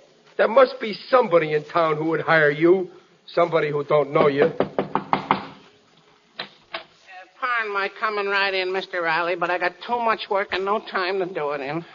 Well, Sam Graham, the cleaning man. Yeah. Is that my wife's dress she had cleaned? Yeah, take a look at me. Established 22 years, same location, and I got to do all of my own delivering. I can't get no help. You hear that, Baxter? Surely, Riley, you don't think that Listen, Sam. Yeah? You got a lot of stuff to deliver for Easter, and you need help, right? Yeah. You gotta have help. Yeah. In fact, you're desperate for some help. Yeah.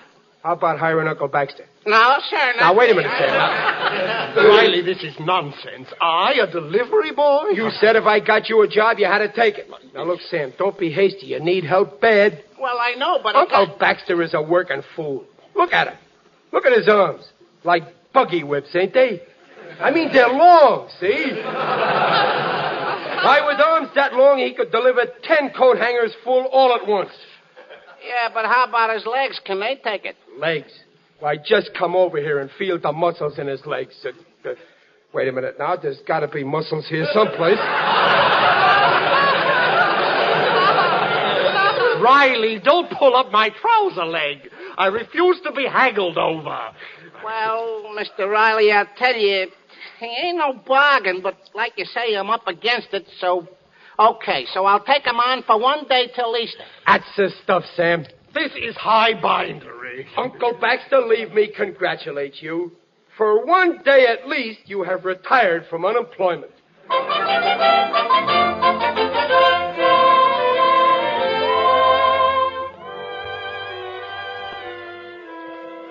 Good morning, Riley, and happy Easter. Oh, happy Easter, Dumpling. Did you have a hard night at the plant, dear? Yeah, but by giving up my sleep last night, I get all today off to do whatever I want to do. You deserve a day off. What are you going to do? Sleep. Well, take a bath first and eat some breakfast. No, I'll just take a nap on the couch here to get up enough strength to go to bed. Oh, you don't want to lie down in those dirty old work clothes? Okay, then just stand me up in a corner someplace. Oh, boy, I'm so tired, nothing could keep me awake. Did you hear about Uncle Baxter? Oh, what's he done now? Well, it looks as if he made good delivering for Sam. Did he make good enough to rent a suit for the Easter parade? He must have. He's in his room getting all togged out in something. He's sure he's going to win that prize. Well, children, how do you like my Easter ensemble? Oh, it's lovely, Uncle Baxter. That cutaway coat and those striped trousers. Riley, how do you like this yellow vest? Oh, fine. It's the first time I ever seen a double-breasted sunset. Well, I gotta catch a little shut-eye on the couch. Well, I'm off to give the populace a sartorial thrill. Go out and win, Uncle Baxter. A biento, Riley. A biento, babe. Good luck, Uncle Baxter. Good luck. Oh, goodness. He's asleep already.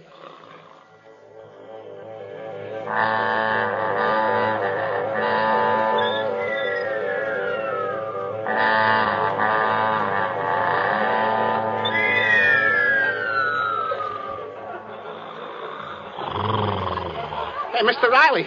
Mr. Riley, wake up, Mr. Riley. It's Sam Graham, the cleaning man. I'm pleased to meet you. Come back next week. Mr. Riley, I gotta see you, Mr. Riley. Riley? Oh, I think he's here someplace. Riley? That's me. Mr. Riley, this morning I wake up, my doorbell starts ringing. A client. He wants his cutaway coat. Then my doorbell starts ringing again. Another client. He wants his striped pants. Somewhere lately I seen striped pants in a cutaway. Yeah. Then my doorbell rings again. Another client. Where is his yellow vest? A yellow vest? Yeah.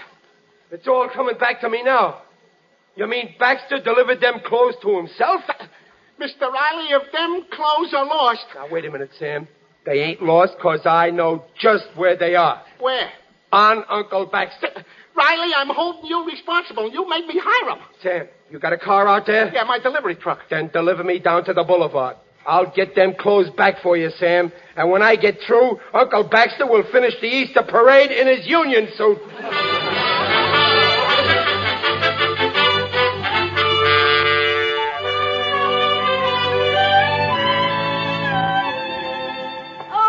Stunning, Baxter. Simply stunning. In your case, the man makes the clothes. Yes, my dear Matilda. When one has a large wardrobe like mine, I feel... by the way, you haven't seen one of those camera Johnnies about, have you? I so despise publicity. No, I haven't.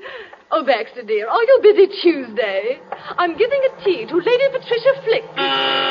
Tea, how jolly. I shall be delighted to nibble at a scone with you. Oh, dear me. There are some perfectly awful-looking men coming behind us in a delivery van. Ignore them, shall we?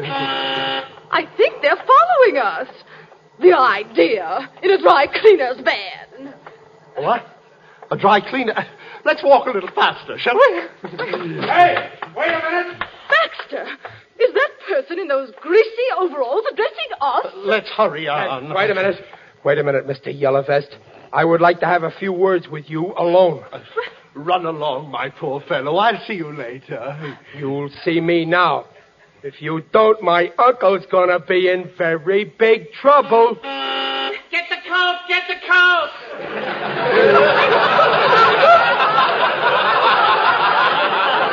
Well, is that strange man in the truck your uncle? Oh, no, madame. He's after my uncle on account of my uncle borrows clothes that people don't want to lend him. I'm sure if you give your uncle a chance, he'll return the clothes shortly. Come along, Matilda. Get the vest! Get the vest! Okay, Uncle Baxter, you can't take a hint, so take off them clothes.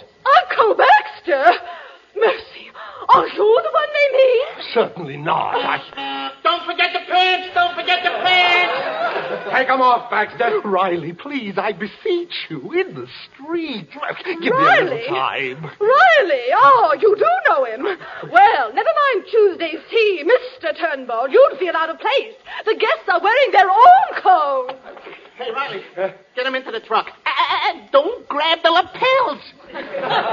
Riley, how could you disgrace me like this? Come on, Baxter, or do I have to drag you? Get his feet, sir.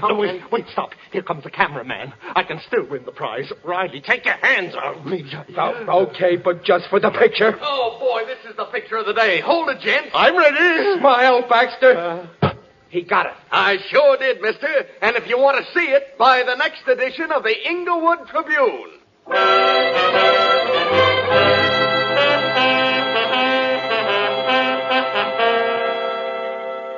This is the corner, Pop. A truck drives by here every night and drops off bundles of papers. Excellent. I'll get the first copy. No, I'll get the first copy. It's my nickel. But it's my picture. I won the contest. Here comes the trick now. Yes, and I could certainly use that $200 prize. Get back, Mom. They heave 'em out without stopping.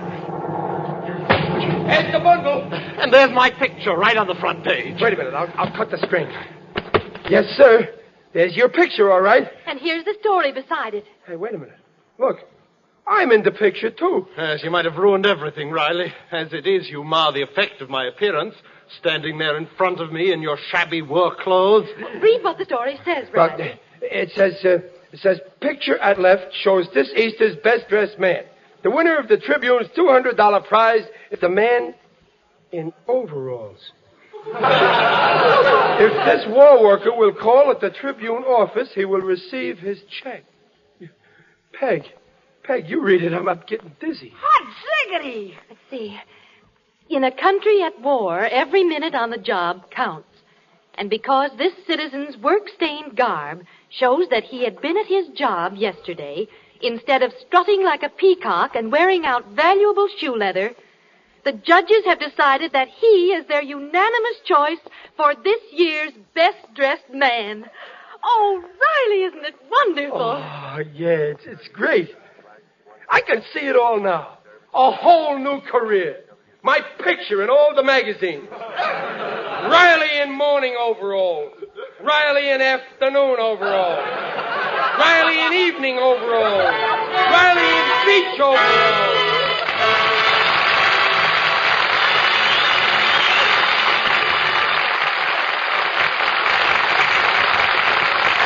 Well, don't go away, folks. The Rileys will be back in just a moment. Here is a message regarding the food on your table that the American Meat Institute is glad to bring you at the request of our government. Your today's dinner was made possible by the skill and labor of men and women on American farms. Much of this is year-round labor, feeding and caring for meat animals, tending dairy herds, keeping the land in shape for the growing season. But as the sun creeps steadily farther north and the days warm, the routine of planting, growing, and harvesting begins again throughout the land. The 30 million men, women, and children regularly living and working on farms, no matter how great their devotion to their country and their calling, can't do the job alone. 4 million extra workers, 500,000 more than last year, will be needed to lend them extra hands at some time or other in this 1944 growing season. So when the call comes from your county extension agent for high school boys and girls to enroll as Victory Farm volunteers, for women who will train and enroll as members of the Woman's Land Army, or when a friend or relative on a farm asks your help for a week or for the summer, be sure that your community and you are ready to do your share in helping to meet the nation's wartime food goals.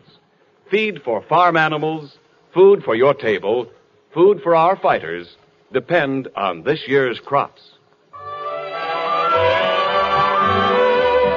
All statements regarding the nutritional value of meat made on this program are accepted by the Council on Foods and Nutrition of the American Medical Association.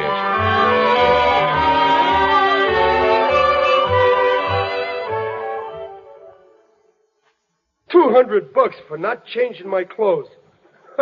Well, I'll be a monkey's uncle. Correction, Riley. It seems you're a monkey's nephew. Well, the old order changes. Oh, well. Riley, let me be the first to congratulate you. Your greasy hands, sir. Uncle Baxter, that spoke like a man. Shake. And any time you want to dress up in real style after this, just look me up. You invite me to borrow your clothes? Sure. I always got an extra pair of them overalls handy. And Uncle Baxter, everybody looks swell in overalls.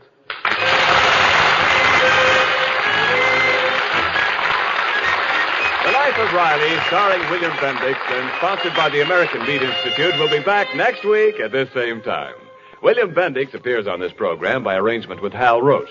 The Life of Riley was directed by Don Bernard with music by Lou Kozloff and came to you from Hollywood. This is Ken Niles saying, see you next week. This is the Blue Network.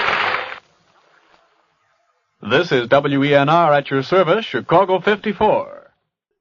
Welcome back. This is an interesting episode because it contrasts a couple of contrasting and maybe even contradictory notions. The first is the whole tradition of Easter parades and new clothes on Easter, which was originally a tradition that was tied to attending a church on Easter. People wanted to wear their very best. But by this point, it was a tradition that was practiced by both people who went to church and who didn't. And the tradition runs into the fact that in 1944, that a war is going on. And there are a couple of different elements playing here.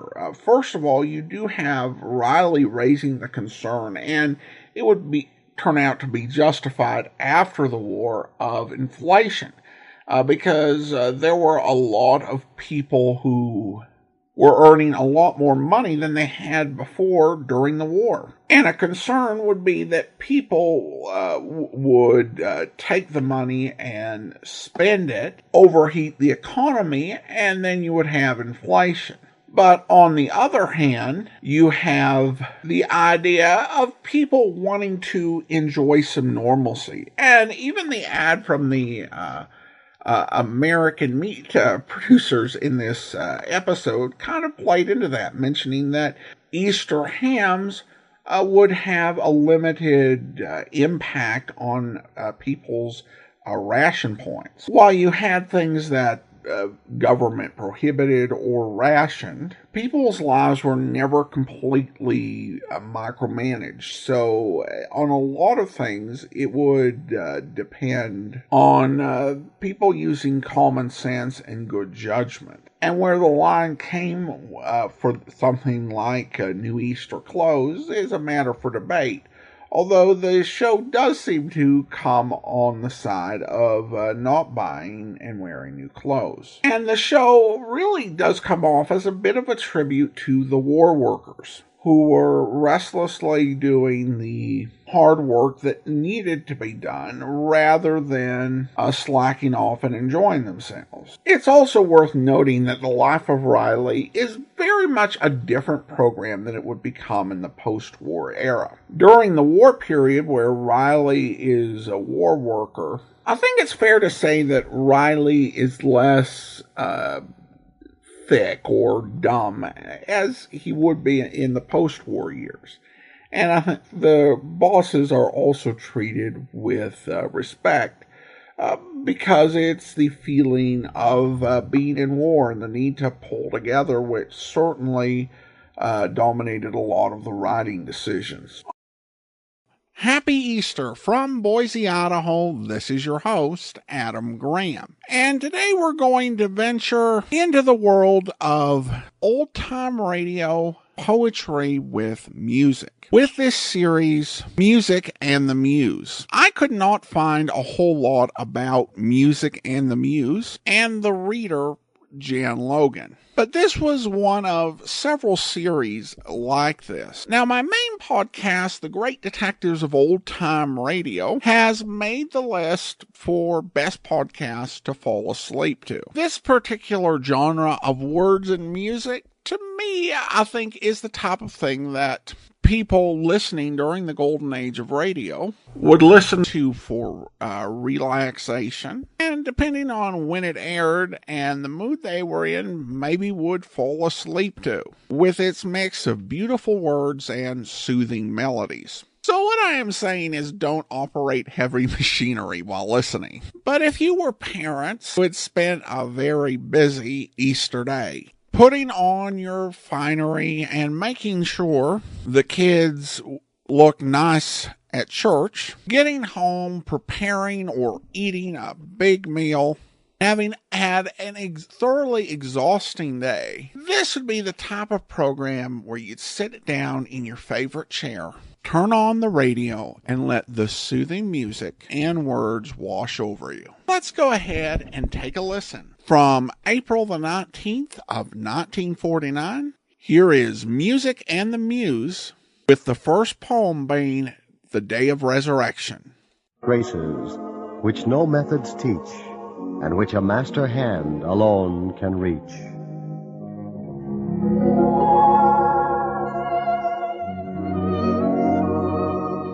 Music and the Muse, blending the magic of poetry read by Janet Logan with Thomas Mancini's violin. Music and the Muse, for those who follow the star of dreams.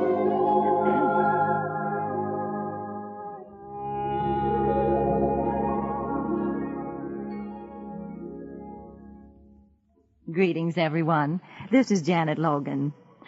Of all the glorious music that through the centuries has been written to commemorate Easter, none is more beloved than the simple hymn, The Day of Resurrection. The words were written more than 1,200 years ago by the Greek theologian and hymn writer John of Damascus. It seems to me the first stanza alone tells the whole story of Easter. The day of resurrection. Earth, tell it out abroad, the Passover of gladness, the Passover of God. From death to life eternal, from this world to the sky, our Christ has brought us over with hymns of victory.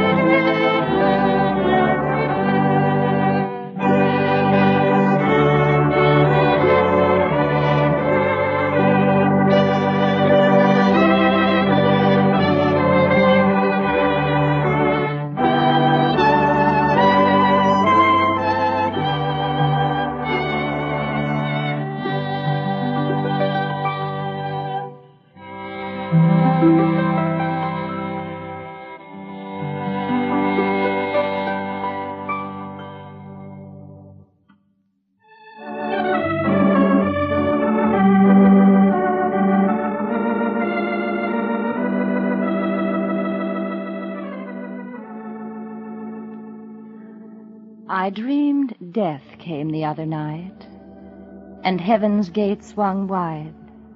With kindly grace, St. Peter ushered me inside. And there, to my astonishment, stood the friends I'd known on earth, whom I had judged and labeled as unfit, of little worth. Indignant words rose to my lips, but never were set free. For every face showed stunned surprise. Not one expected me.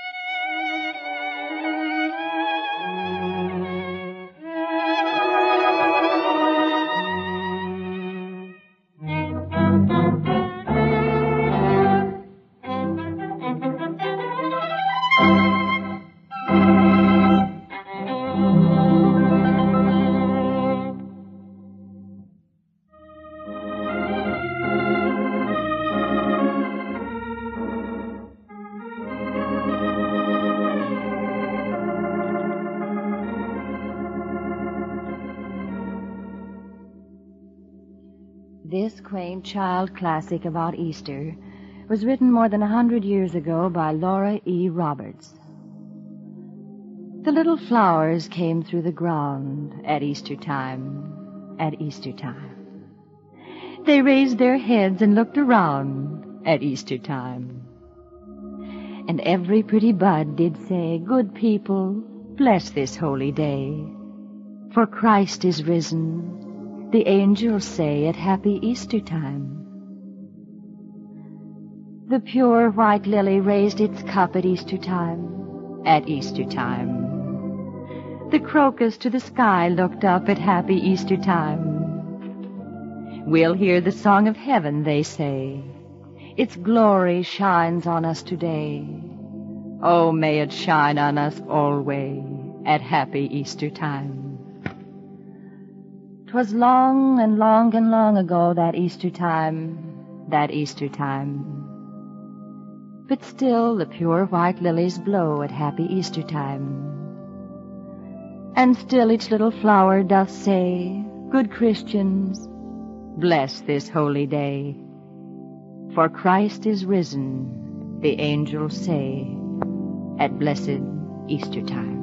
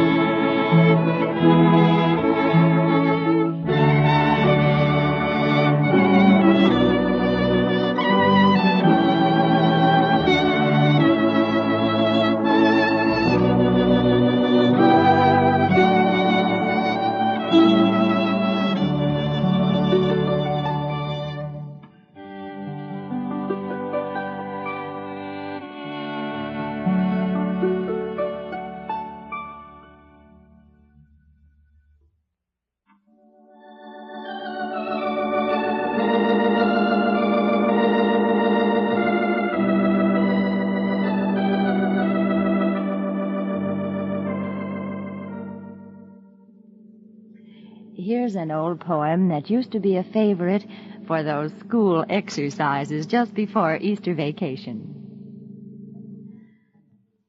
A foolish little maiden bought a foolish little bonnet with a ribbon and a feather and a bit of lace upon it. and that the other maidens of the little town might know it, she thought she'd go to meeting the next Sunday, just to show it. But though the little bonnet was scarce larger than a dime, the getting of it settled proved to be a work of time. So, when 'twas fairly tied, all the bells had stopped their ringing. And when she came to meeting, sure enough, the folks were singing. So this foolish little maiden stood and waited at the door, and she shook her ruffles out behind and smoothed them down before. Hallelujah, hallelujah, sang the choir above her head. Hardly knew you, were the words she thought they said. This made the little maiden feel so very, very cross that she gave her little mouth a twist, her little head a toss. For she thought the very hymn they sang was all about her bonnet, with the ribbon and the feather and the bit of lace upon it. And she would not wait to listen to the sermon or the prayer, but pattered down the silent street and hurried up the stair till she reached her little bureau, and in a bandbox on it had hidden, safe from critics' eyes, her foolish little bonnet. Which proves, my little maidens, that each of you will find in every Sabbath service but an echo of your mind, and a silly little head that's filled with silly little airs will never get a blessing from sermon or from prayer.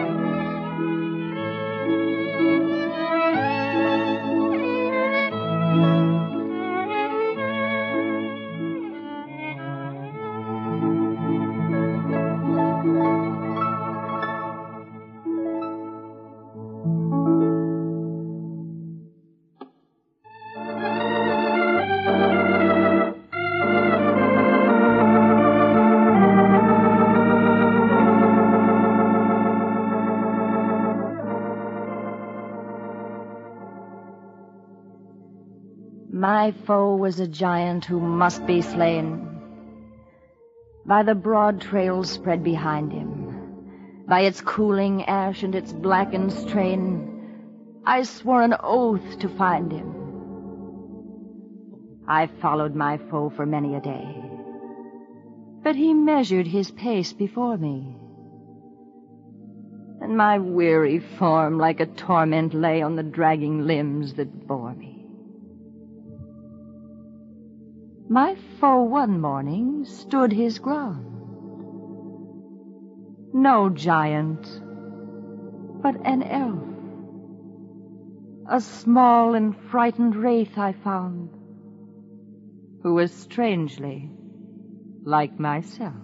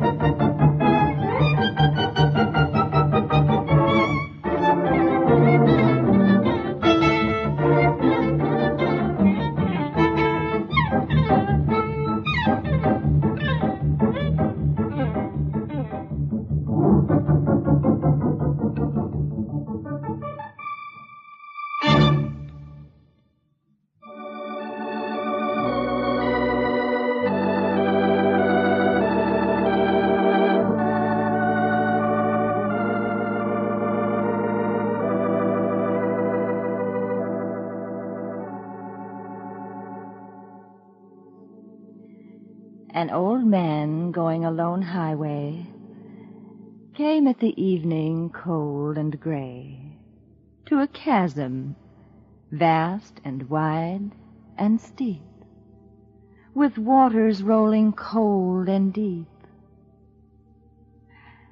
The old man crossed in the twilight dim. The sullen stream had no fears for him. But he turned when safe on the other side and built a bridge to span the tide. "Old man," said a fellow pilgrim near, "you're wasting your strength with building here. Your journey will end with the ending day. You never again will pass this way. You've crossed the chasm deep and wide. Why build you this bridge at eventide? The builder lifted his old gray head. Good friend, in the path I have come, he said, there followeth after me today a youth whose feet must pass this way. The chasm that was as naught to me, to that fair-haired youth may a pitfall be. He too must cross in the twilight dim. Good friend, I am building this bridge for him.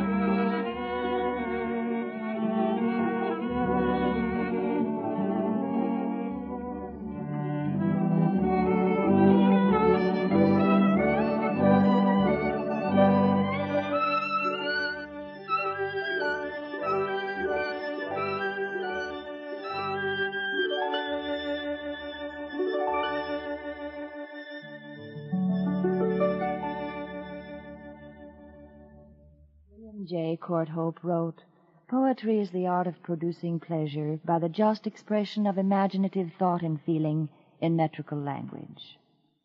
This is Janet Logan saying goodbye until next week, and hoping that you've had a most joyous Easter.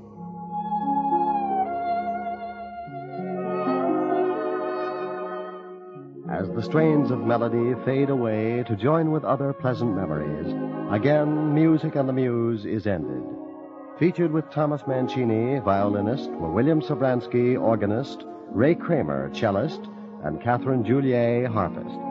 Poems read by Miss Janet Logan were First Stanza of The Day of Resurrection by John of Damascus, Restricted Neighborhood by Helen Hyde Jensen, At Easter Time by Laura E. Richards, What the Choir Sang About the New Bonnet by W.T. Morrison, Giant Killer by Laban Thomas Johnston, and The Bridge Builder by William Allen Dromgoole. Musical numbers included The Day of Resurrection by Henry Smart, Angels Roll the Rockaway by Cesar Millan, A la Bien-Aimée, Christ is Risen from the Christian Hymnal, I Know That My Redeemer Liveth by Handel, Spring Song by Mendelssohn, March of the Dwarfs by Grieg, and In the Silence of the Night, Rachmaninoff.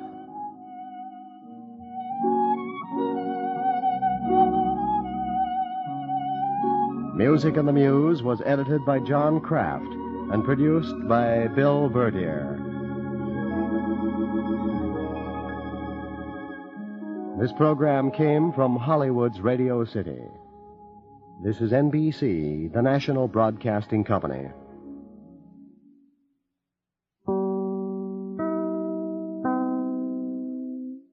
Welcome back. Well, some really fine music and some interesting poems. I liked the one about the bonnet and the lady who got to heaven, saw people who she was surprised made it, but didn't say anything because she could tell they were surprised that they made it. There's some really nice selections. And I hope you enjoyed it. I hope you had a great Easter. And now we turn to listener comments and feedback and have this email from Tim, who writes, regarding our Alice in Wonderland series. Adam, I tried to like Alice in Wonderland. I really did. It's one of my favorite stories. However, I could not abide Alice's voice. They really should have hired a young girl to play the part instead of a grown woman doing a little girl's voice. I lasted about 20 minutes and just had to give up. Sorry. Take care and keep up the good work. Well, thanks so much for the comment, Tim, and I'm sorry that series didn't work out for you. But it was pretty common during that era to have, particularly with girls' parts, to have those played by adult women who they thought they had the range to do so. There are some exceptions, but most of the radio jobs where children appeared were things where the director regularly worked with kids on something like Let's Pretend, or that series Coast to Coast on a Bus. But at any rate, thanks so much for reaching out. I appreciate it, Tim. And that will actually be all for now. Join us back here around Memorial Day week when our summer series will get underway. I don't know what we're going to be doing quite yet. It'll be chosen by our Patreon supporters, but I will let you know, and I'm sure it'll be a fun series to listen to. In the meantime, do send your comments to box13@greatdetectives.net. Follow us on Twitter @Radio Detectives and become one of our friends on Facebook, facebook.com/Radio Detectives. From Boise, Idaho, this is your host, Adam Graham, signing off.